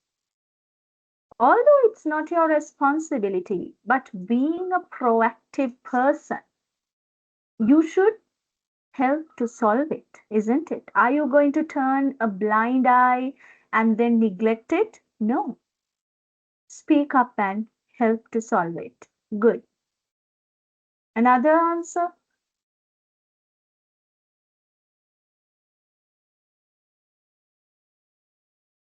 Inform to the right person, okay? Or inform to the relevant authority. Support the team if I can help. Yes. Giving assistance, right? Giving a helping hand. Help to resolve its sins at work. We all are work as a team. Yes. As a team, we work at our workplace, right? We don't have any divisions. So you should make sure that you help them out, right? Even though it's not related to me, I would try to help. Yes, that's how it should be. Help to solve the problem. Yes. So your answers are very similar. Say something. Yes, at least sometimes you might not be able to help them, but at least encouraging them would help them to solve the problem. Right? Good. Any other answers? Take the initiative. Exactly. Take the initiative. You are taking the initiative to solve the problem. ඔයා මුල් තැන ගන්නවා problem එක solve කරන්න. ඔයාගේ responsibility එකක් නොවුනට කමක් නැහැ. If you have time, if you have energy, you can take the initiative. Let the responsible person know and help if I can. Yes, that is correct. Acknowledge it. Yes, acknowledge them that there is a problem. සමහරු ප්‍රශ්නයක් තියනවාද කියලාවත් දන්නේ නැහැ. So if you go and acknowledge them that there is a problem, right? If you go and acknowledge them that you have noticed a problem, so of course that would also help them out. Right? Good. And then we are going to look at another question. Communicating with facts and evidence. Right? I hope you can remember this topic as well. Rate this one. Which of these is the best example of evidence-based communication? I feel like this is right. Everyone is doing it. Studies shows this method increases success rates by 40%. I just know it will work. How about others? Evidence-based communication. So when it comes to interpretation of graphs and charts, that's what we discuss. Evidence-based communication. We communicate using evidence, right?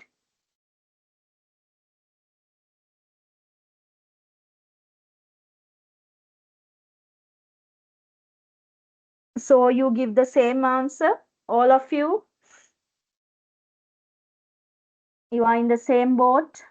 You think it's the studies show this method increases success rates by 40%.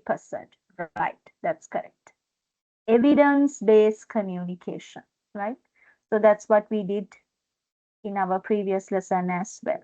Okay, last question. This is a little bit of a challenging task, right? Rank these types of evidence from most to least persuasive. Most persuasive to least persuasive. Rank them.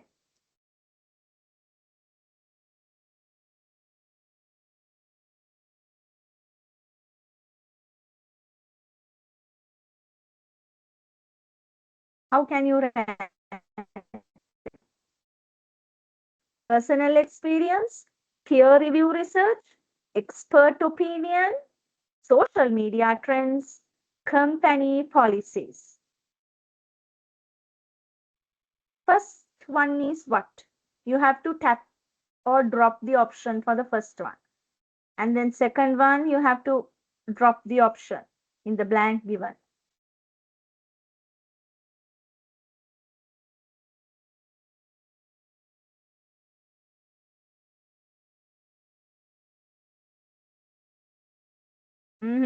I see it going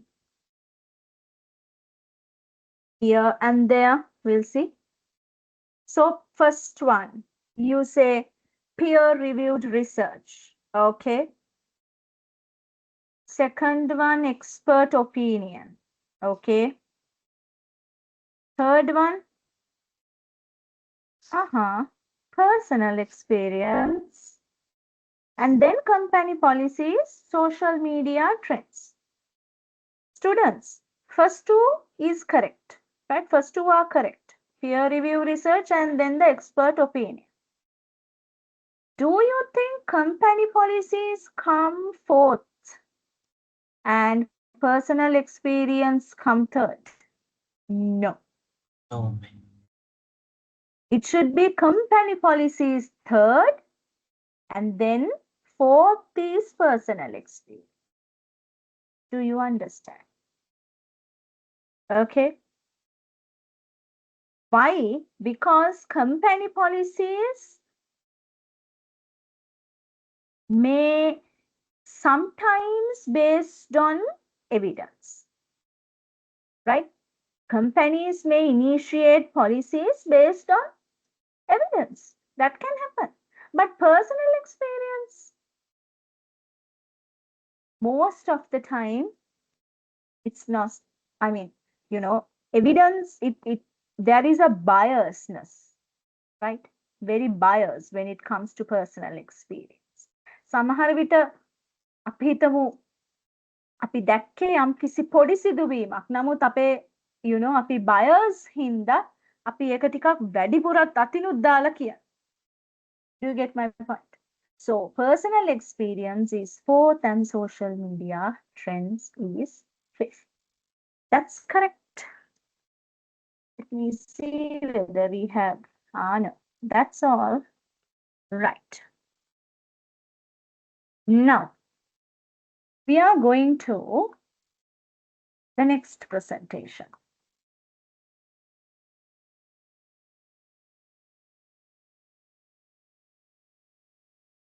I hope all of you who are here have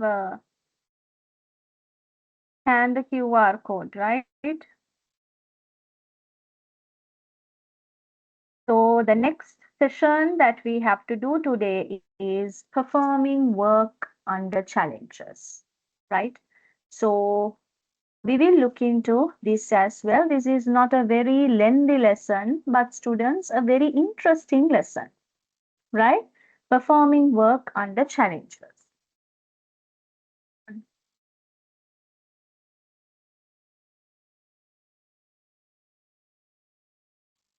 Right. So by the end of this session, students should be able to face challenges with confident and positive mindset, demonstrate ability in prioritizing work and using the right resources, exhibit the ability to handle multiple tasks, so multiple tasking, very important, develop mental and physical strength to work under pressure. So here we will be talking about as to how you could work under pressure, because pressure is not something new to us, isn't it?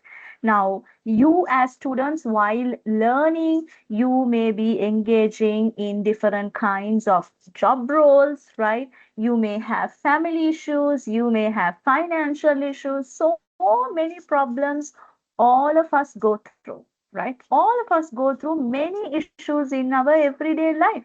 So all that bring pressure to us.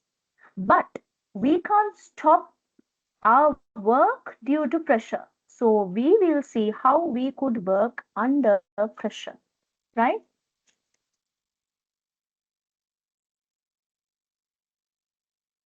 Challenges. What do you mean by challenges here? Challenges are an inevitable part of any work environment and can arise from various sources such as tight deadlines, unexpected changes, limited resources, and unforeseen external factors. How can challenges happen, students? Challenges are inevitable. Inevitable means none of us can avoid challenges in our everyday life. We can't avoid challenges. We have to face the challenges. So, in the workplace, challenges can cause as a result of tight deadlines, unexpected changes, limited resources, and unforeseen external factors. What do you mean by unforeseen? Factors that you did not expect. Unexpected situations may come to you. External factors, like for an example, earthquakes, floods, right? So many things. One of your friends getting sick, okay? So many things can happen. In any work environment, encountering challenges is common, and the ability to handle them determines the effectiveness sorry, determines the effectiveness of work performance. So the way how you handle a challenge determines how you can work in a pressurized situation. It shows how effective you are at a situation like that, and it indicates your performance at work. A proactive approach and preparedness to deal with challenges, increase productivity, and help maintain morale. So, if you take a proactive approach in order to solve or face these challenges, and if you are well prepared for these challenges, then of course you can maintain a very healthy mentality towards challenges in your life. Rather than taking them very negatively, you can take the challenges very positively in your life, right? Then, types of challenges. External factors, market fluctuations, client demands, economic conditions, or regulatory changes. Uh, these are some of the external factors that you will have to face as challenges. What are some of the internal factors that you will have to face as challenges? Organizational changes, lack of communication, unclear goals, limited resources, and also not only that, students, you may have personal factors as well. Stress, motivation issues, or skills gap. Skills gap means you are unable to do an activity, you are unable to do a job that is assigned to you because you do not have the relevant skill to do it. Now, for an example, suppose you are not very much familiar with Excel, but then your company assigns you an activity to do with Excel. So then your stress level can increase. Why? Because there is a skills gap in with you and the task that is assigned to you, right? Between those two. Handling challenges. How can you handle challenges?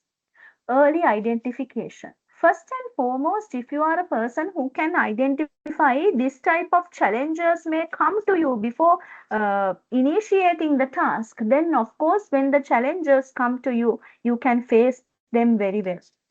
Recognizing potential challenges early allows for proactive problem solving. If you recognize the challenges before they come to you will be able to handle them well, right? And then adaptability. Being flexible and open to change helps overcome unexpected obstacles. Always be a person who is flexible and open for change, right? You should understand that this world is changing every day, and challenges may come to you at a time that you will never expect. So when such challenges comes to you, right, you have to be open to change and you have to be flexible. Now, for an example, I will say something like this. I have assigned you an assignment next week. Suppose, I'm not wishing that to happen, right? Suppose floods or something due to climatic change or something happen and many of the students are unable to come and do the assignment. So then for me, it's a challenge because within another 4 to 5 days, I have to complete my lectures with you. At the same time, my students can't come to the class, so I have to be open to change my plans, and then I have to decide on something else that will work for the situation, right? I just can't say, no, I'm going to have the assignment on this day. Whoever comes can do, and the others, I'm going to, you know, neglect them. No, that cannot be done, right? Always be a person who is flexible and open to change. But remember, I'm not going to change the date next week. Okay. Resilience. Bouncing back from setbacks and staying focused on the goals is key to managing challenges. So, you know, always staying focused on what you want to achieve will help you to face challenges, right? Staying focused. Last one, problem solving. What is a challenge, students? Challenge is, of course, a problem, right? Challenge එකක් කියන්නේම ප්‍රශ්නයක්නේ. So, if you are a person who is good at problem solving, challenges are nothing to you. Developing a step by step approach to address the issue will make the process less overwhelming. So, if you can reach a challenge uh, in order thinking that you can solve the problem or solve the challenge, then of course it will make you less pressurized. The challenges won't pressurize you. Next one is prioritizing work. Now, we discussed about challenges, right? Amidst challenges, you should be a person who prioritize your work. තමාට දීලා තියෙන tasks වලින් මුල් තැන දෙන්න ඕනේ මොනවද කියලා ඔයා අඳුර ගන්න ඕනේ. දෙවනුවට කරන්න ඕනේ මොනවද කියන එක අඳුර ගන්න ඕනේ. ටිකක් පරක්කු වෙලා කරාට කමක් නැති tasks මොනවද කියලා අඳුර ගන්න ඕනේ. ඒක නොකර ඉන්නවා කියන එක නෙමෙයි. What I'm saying is that you should be a person who should understand what should be prioritized. Now, for an example, if you should submit a document today before 8 p.m., right? You have two tasks. First one is you have to submit a document before 8 p.m. today, and you have another task to submit another document day after tomorrow. Without focusing on that, first you have to focus on your priority, right? You have to focus on the nearest deadline rather than thinking about the other deadlines. That is what you call prioritizing work. At the same time, students, right?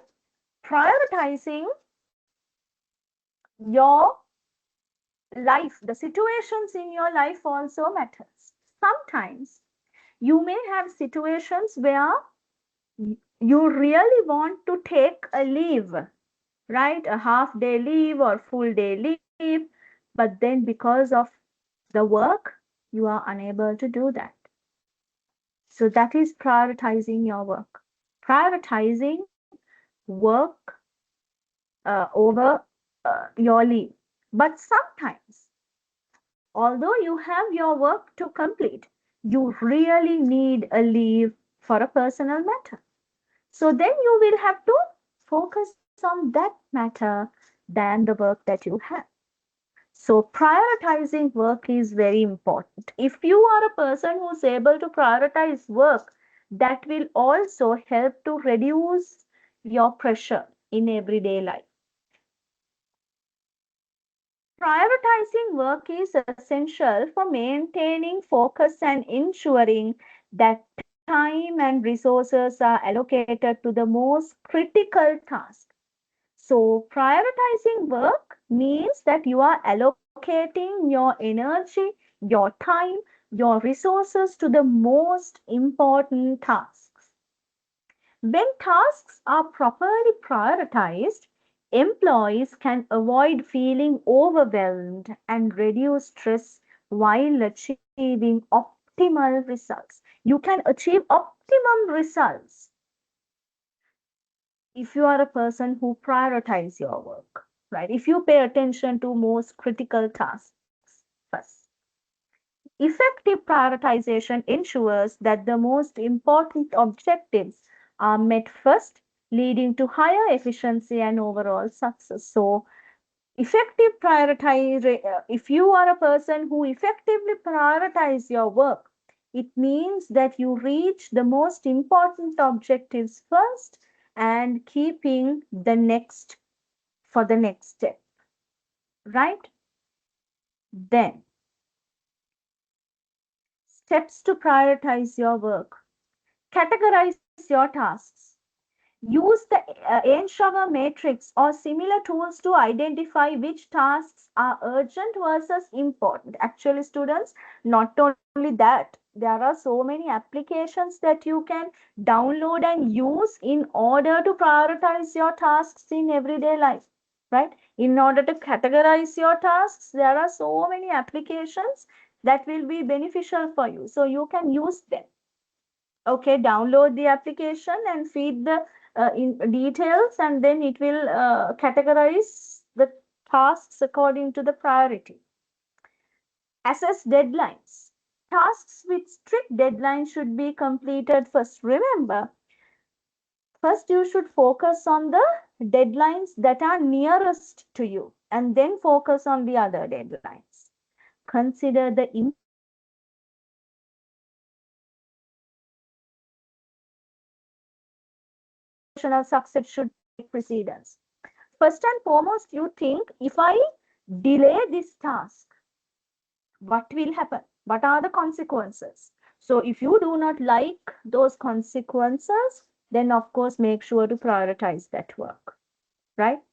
Delegate non-essential tasks. දැන් සමහර විට ඔයාට වැඩක් තියෙන පුළුවන් ඒ වැඩේ ඔයා අනිවාර්යයෙන්ම කරන්න ඕනේ. ඔයාම තමයි ඒ වැඩේ කරන්න ඕනේ. හැබැයි ඔයාට තව වැඩ ලිස්ට් එකක් තියෙනවා. ඒව ඔයාම කරන්න ඕනේ කියලා දෙයක් නැහැ. තව කෙනෙක් කවුරු හරි කරත් ඒක එච්චර ඉෂුව එකක් නැහැ.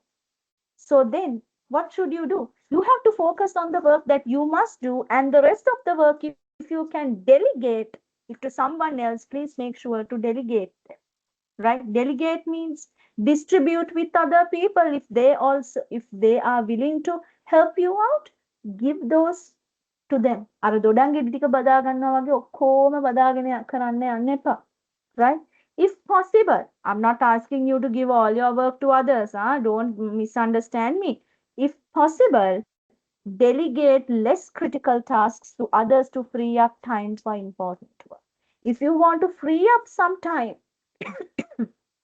for important work, please make sure to delegate tasks to others. Right? Can do that.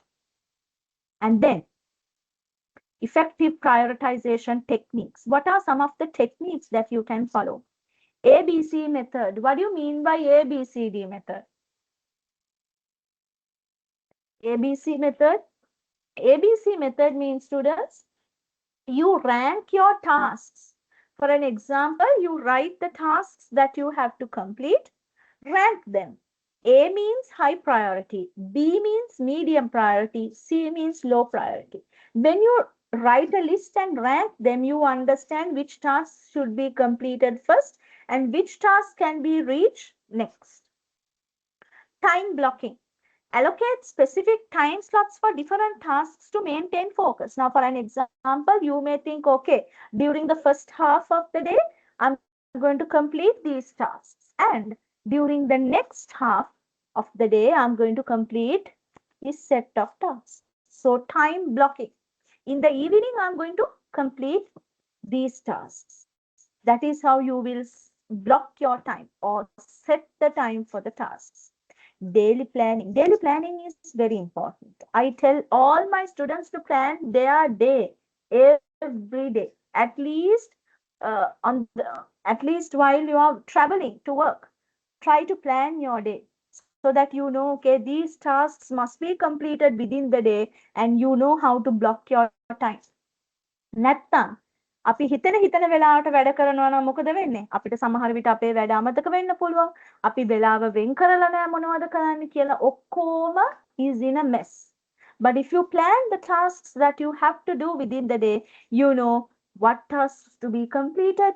You may have blocked your time and you may have ranked the tasks according to the priority. So you can complete your tasks by the end of the day. Daily planning. Review your tasks every morning, making sure to tackle high priority items first. Then, right use of resources, right? So, your company, in your life, you may have been given resources. Using the resources correctly is important, right? ගොඩාක් අය කියන දෙයක් තමයි අයියෝ අපිට resources නැහැනේ මේවා කරන්න resources නැහැනේ. නැති එක හොයනවට වැඩිය දීලා තියෙන resources පාවිච්චි කරන්න කොහොමද කියන එක හිතීමයි වැදගත්. That is the most important, right? Okay. Resources in the workplace include time, people, finances, and technology. Right? Resources means not only object students, time, people, finances, and technology. All four come under resources in the workplace. Proper utilization of these resources ensures productivity and efficiency. Can you remember the video that I showed you of a man who is spending a very healthy life and also an unhealthy life, right? In that video, we see how he does not use his time properly, how he does not prioritize his tasks properly. Okay. And later it affects his productivity and efficiency. අපි දකිනවා නේද අන්තිමේදී යාගේ productivity එකටයි efficiency එකටයි කොහොමද ඒ behavior එක affect වෙන්නේ කියලා. So that is what I'm discussing here as well. The right use of resources involves optimizing available assets. නෑ කියන එකම නෙමෙයි කරන්න ඕනේ. Available assets කොහොමද use කරන්නේ? අයියෝ අපිට වෙලාව නෑ මේක කරන්න. මිනිස්සු මදි සල්ලි නෑ. ඔක්කොම නෑ කියනවට වැඩිය be a person who can maximize the use of resources given to you, right? The right use of resources involves optimizing available assets such as time, personal means people, finances, and technology while avoiding waste. Don't waste them, right? Even when you take time, don't waste your time. By ensuring resources are utilized in the most efficient and effective manner, productivity can be maximized even in the face of limited availability. පොඩ්ඩි කාලයකදී වුණත් තමා ඒ දීලා තියෙන කාලය හරියට පාවිච්චි කරනවා නම් you can, you know, turn everything upside down. You can turn everything upside down, resulting in great organizational success. Key aspects of resource management. Time management. First thing is time management. Now what did we talk about resources? So we said resources are not only finances, it's time, people, finances, and technology. Now we are looking into the key aspects of those resources, right? How these resources can be managed. Time management. Use calendars, task lists, and reminders to allocate sufficient time for each task.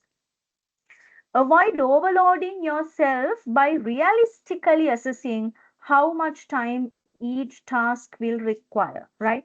Don't overload yourself. Now, for an example, if you think within half an hour I'm going to finish a chapter, reading a chapter, that is just overloading yourself. No, that cannot be done, right? Just give some space for you and be realistic when you are assigning tasks and managing your time. How about human resources? Delegate tasks based on team members' strengths and skill sets. Then සමහර වෙලාවට සමහරු ඉන්නවා තරහටත් එක්ක ඒ කෙනාට කරන්න බැරි වැඩ දෙනවා. එහෙම දීලා ඇති වැඩක් නෑ. Why? Because that person cannot do that task. They don't have the skill to do it. It's your duty to identify the skills and abilities of your staff members and delegate the tasks to them. You may find a person who is very good at one task and another person who is not very good at it. So don't give that to the person who is not good at it.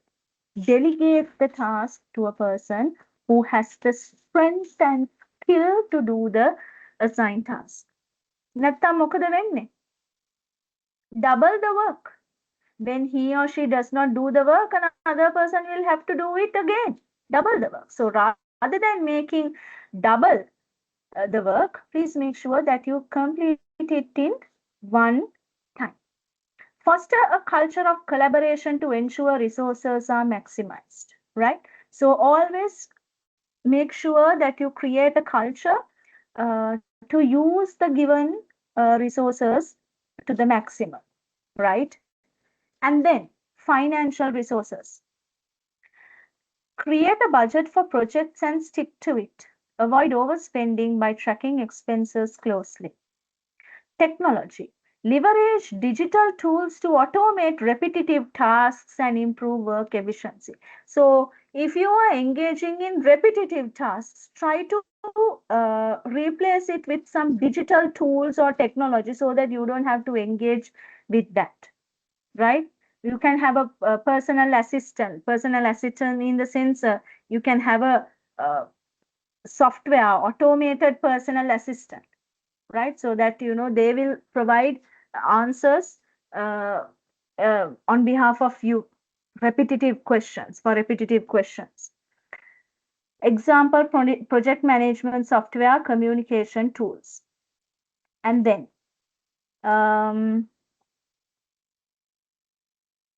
efficient use of resources, monitoring usage and continuous improvement. How can you efficiently use the resources? Monitor your usage. Keep track of resources used during each phase of a project. Continuous improvement. Regularly assess and refine resource usage strategies to ensure ongoing effectiveness. You think how effective these resources are for you. If those resources are not really necessary, then of course you can avoid them, right? You don't have to keep on using them if they are not effective enough. However it is, please make sure to monitor the usage and you reduce the wastage, right? When you monitor the usage, you reduce wastage. Those are some of the efficient ways to use your resources. Handling multiple tasks. This is also very important, students. Now, let's take you as an example, right? You are also handling multiple tasks. What are they? While engaging in a job, you do your studies. Handling multiple tasks. එක විටකදී වැඩ කිහිපයක් කරන්න පුළුවන්කම තියෙන්න ඕනේ ඔයාට. අපි හිතමු වැඩ කරන ගමන් ටෙලිෆෝන් කෝල්ස් වලට කස්ටමර්ස් ලගේ ආන්සර් කරන්න බැයි නම් ඔයාට. ඔයා ફોකස් කරන්නේ වැඩේ ගැනම විතරක් නම් you are not an efficient worker. You should be able to handle the phone calls, work on the emails, and at the same time if a colleague of yours asks a question from you, you should be able to help them out. You should be a person who is capable of handling many tasks at once, because this is the requirement of present corporate culture, right? Handling multiple tasks effectively. So this is the last topic that I have for you, handling multiple tasks effectively. In any dynamic work environment, handling multiple tasks simultaneously means at the same time, can be one of the biggest challenges. Balancing multiple responsibilities requires not only time management, but also adaptability and strategic planning. You think, students, that you can handle multiple tasks if you do not plan strategically? හරියට strategically plan කරේ නැත්නම් ඕගොල්ලෝ හිතනවද ඔය ඕගොල්ලෝ multiple task කරනවා කරන්න පුළුවන් කියලා? බෑ. හරියට ඔයා strategic plan එකක් තියෙන්න ඕනේ ඔයාට. කොහොමද මම මේ වැඩ ටික balance කරගන්නේ කියන එක. එහෙම නැතුව ඔයාට multiple tasking කියන එක දිගු කාලයකට කරන්න බෑ. Here are some key strategies to successfully perform work under such challenges. Prioritize your tasks. So, here I'm bringing some of the points that we discussed previously as well. So, prioritizing your tasks will help to handle multiple tasks effectively. That means begin by assessing the importance and urgency of each task. Use frameworks like the Eisenhower matrix to categorize tasks into smaller steps. Identify tasks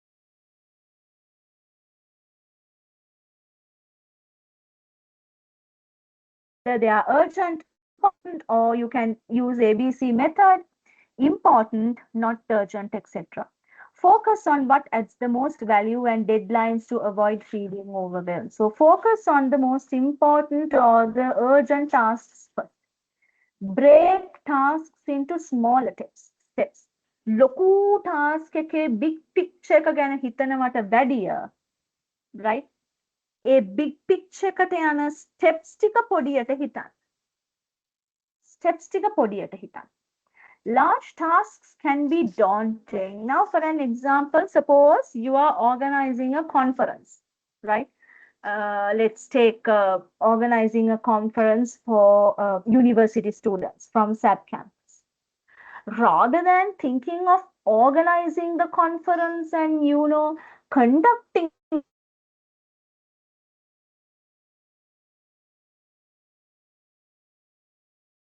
conference and if you think grand finale of a competition, always students, it will only make you frightened.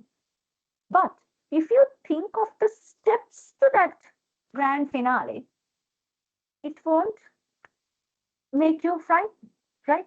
It won't burden you. ඔයා හිතන්න හැමතිස්සෙම පොඩි steps ගැන. මේ ටික cover කරන්න ඕනේ, මේ ටික මේ දවස් වෙනකොට ඉවර කරන්න ඕනේ, certificates ටික වෙන කෙනෙක්ට දෙනවා බාර ගන්න කියලා ඒක complete කරන්න. You can delegate your task. Think in small chunks of work. Don't think of the big picture always, right? It can stress you out. Okay, if you think of it, it will only stress you out and you will not be able to handle the tasks effectively. Break tasks into smaller steps. Large tasks can be daunting.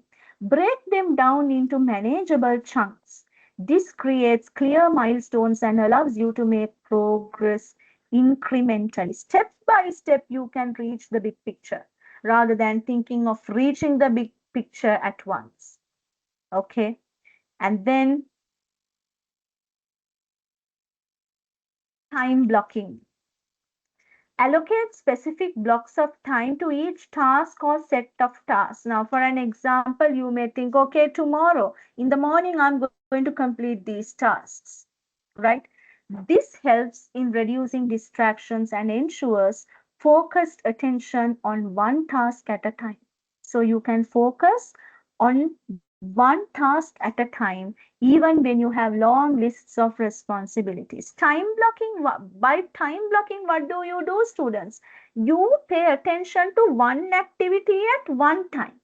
And then eventually you will be able to pay attention to all the tasks with the time given to you, with the blocking of time that you have done. Learn to delegate. When appropriate, delegate tasks that others can handle. අනික් අයට කරන්න බැරි වැඩ දෙන්න එපා, right? If they are very good at a task, please make sure to delegate that task to them. You don't have to have everything into you.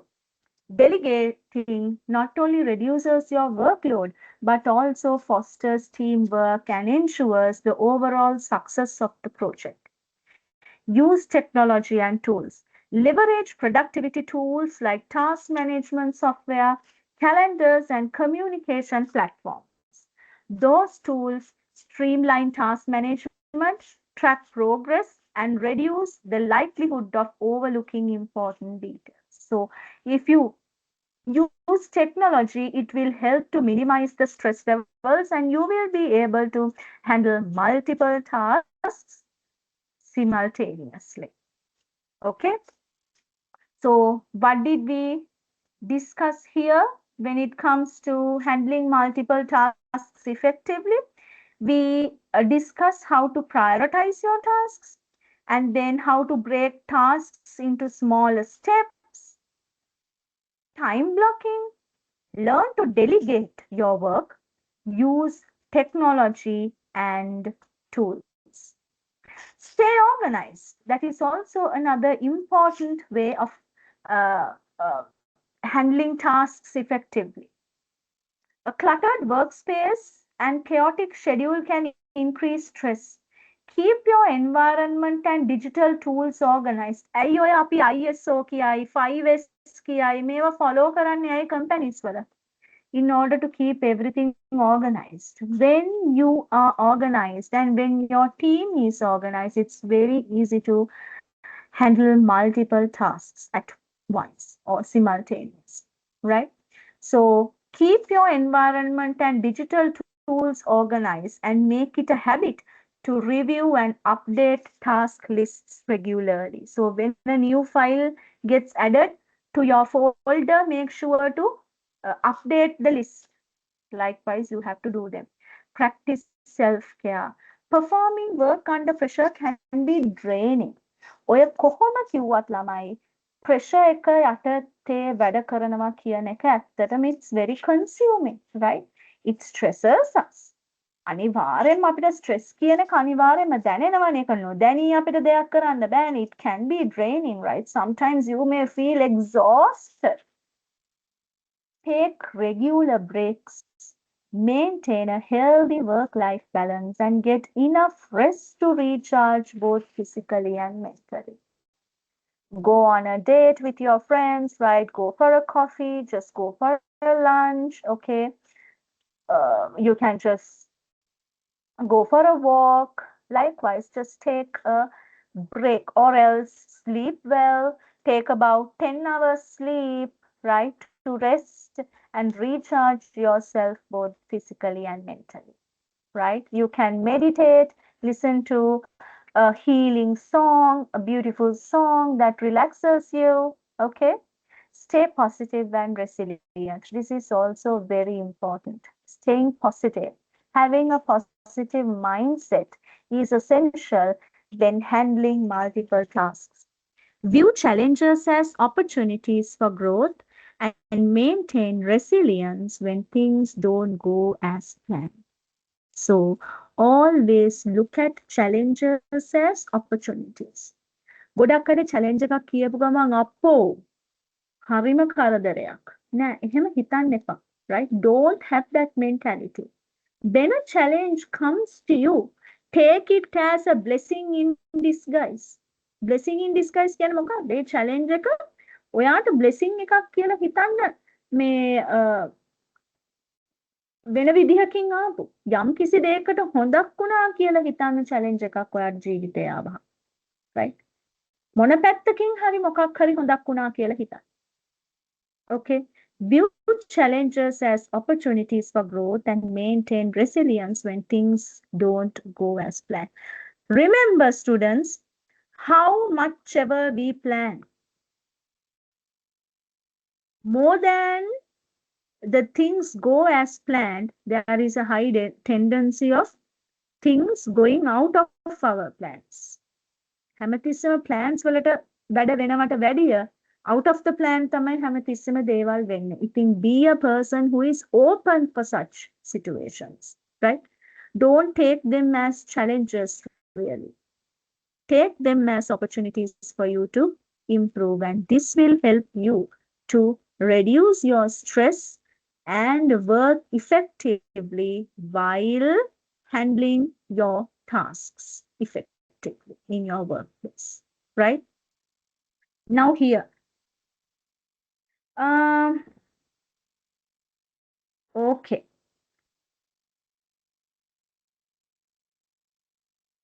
I will show you a video now, right?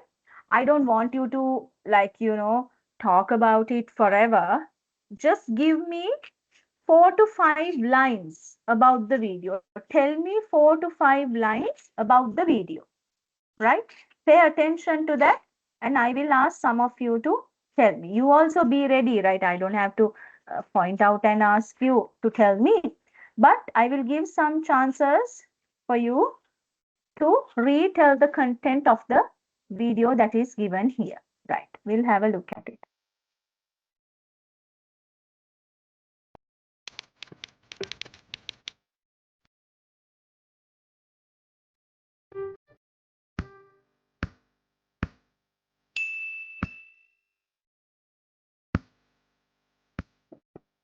Oh. Oh.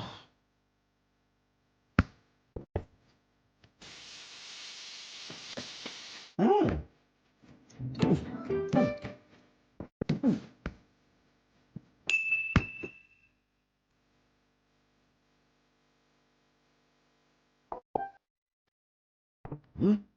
Oh.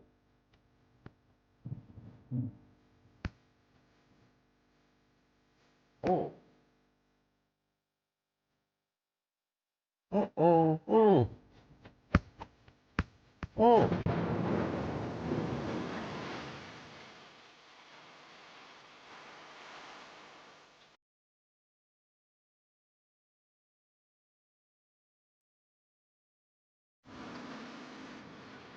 Oh. Oh.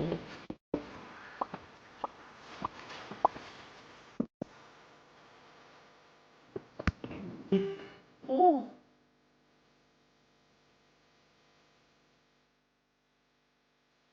Ah.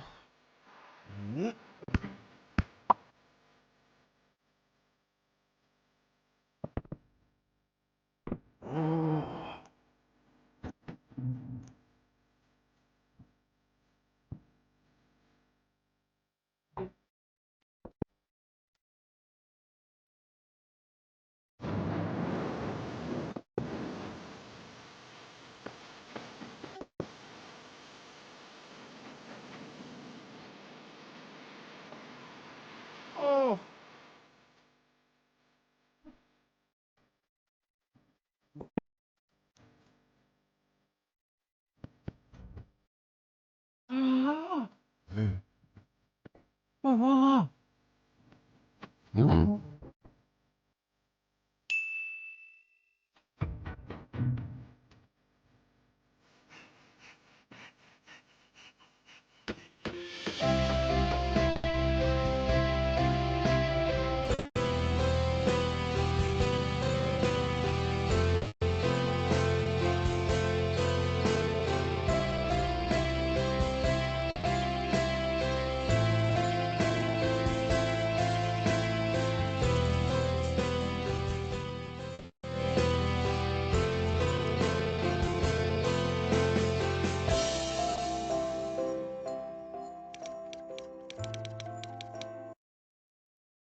Right.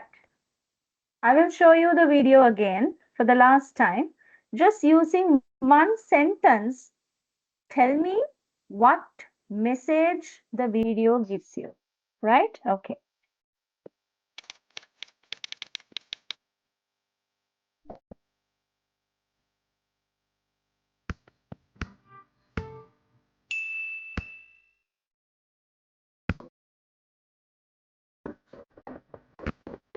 Oh.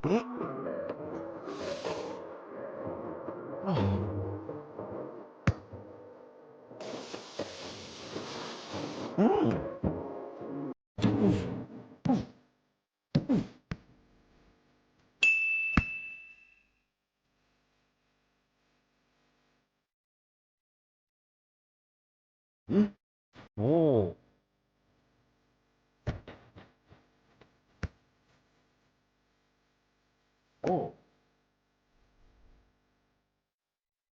Oh. Oh. Oh. Oh. Oh.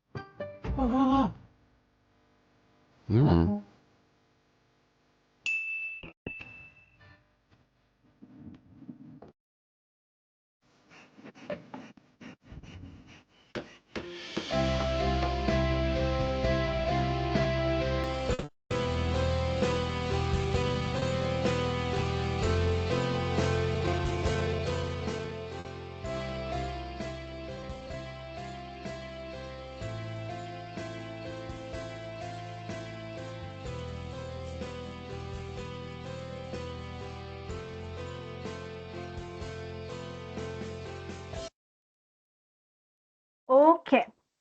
What can you say about that video? Tell me one sentence about that video. One sentence that you can, you know, summarize the video and tell what did you understand. Think and tell me.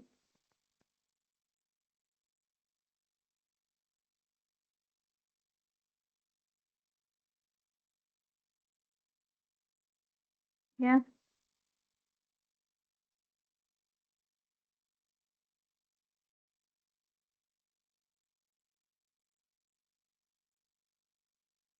So we were talking about, working under challenges and pressure today. And then what is the relevance of that topic to the video, right? Working under challenges. What is the relevance of the video to our topic today? How can you relate that? And what did you understand from that video? What do you think of the challenges and how would you, uh, how should you look at the challenges according to the video? So it's the importance of adapting a growth mindset. Exactly, adaptability, right? Adaptability is important. I mean, can you remember, students, how the ball changed its shape to a rectangle, sorry, a triangle, right? And then the adaptability. After adaptability, what did you see? Hmm? When facing challenges, adaptability is important. What is the next quality that you saw in that video? One is adaptability. The Effort other, and learning. okay, effort. Effort with whom facing challenges? Did you see? How about others? Why are you silent? Just give some answers to me. It's okay if you go wrong. I don't mind. Just give it a try, at least. Hmm? Did you see how they worked together in order to achieve their goals and targets? Teamwork? Did you see that? So, adaptability, teamwork when it comes to facing challenges. What else? What are the other words that you can use in order to describe the video that you saw? Adaptability, teamwork, and then antimedi. Hmm? Self-awareness. Okay, self-awareness. All right. How about positive thinking, students? Towards the end of the video, did you see how, positive thinking uh, gave a very positive effect to the video, right, to that particular situation? So when it comes to facing challenges, the video highlights three areas. First one is adaptability. Second one is teamwork. Third one is positive mindset. Those are the three areas the video mainly discusses about. That's why I did not want to give you any subtitles or, any words there. I wanted you to think what it really, the message. I really wanted you to think of the message the video gives, right? Okay. So with that, everyone, I will be winding up my session for today. Any questions before I wind up the session? So, one thing I want to tell you is that please be ready for the speaking activity, the speaking continuous assignment next week. For online students, you will have to uh, switch on your camera and then do the presentation, right? Please make sure that your surrounding is observed. The other students, you will have to be prepared with the subtopics that I have given for the relevant topics. So it's not going to be very difficult. Maximum 2 minutes, not more than that. You will have to speak about the topic that is selected by you. Okay, that is what I'm going to do next week. And with that, I'm going to assign you into groups in order to do the last group assignment that will also take place next week, right? I will assign you into groups so that you can decide how to do the presentation week, not week after, the other week, right? Okay, everyone. So thank you so much for joining with me. I believe you enjoyed the session today and it was insightful and fruitful to you. Until we meet again next week, stay safe. Good night, everyone. Goodbye. Thank you, madam. Thank you. Thank you.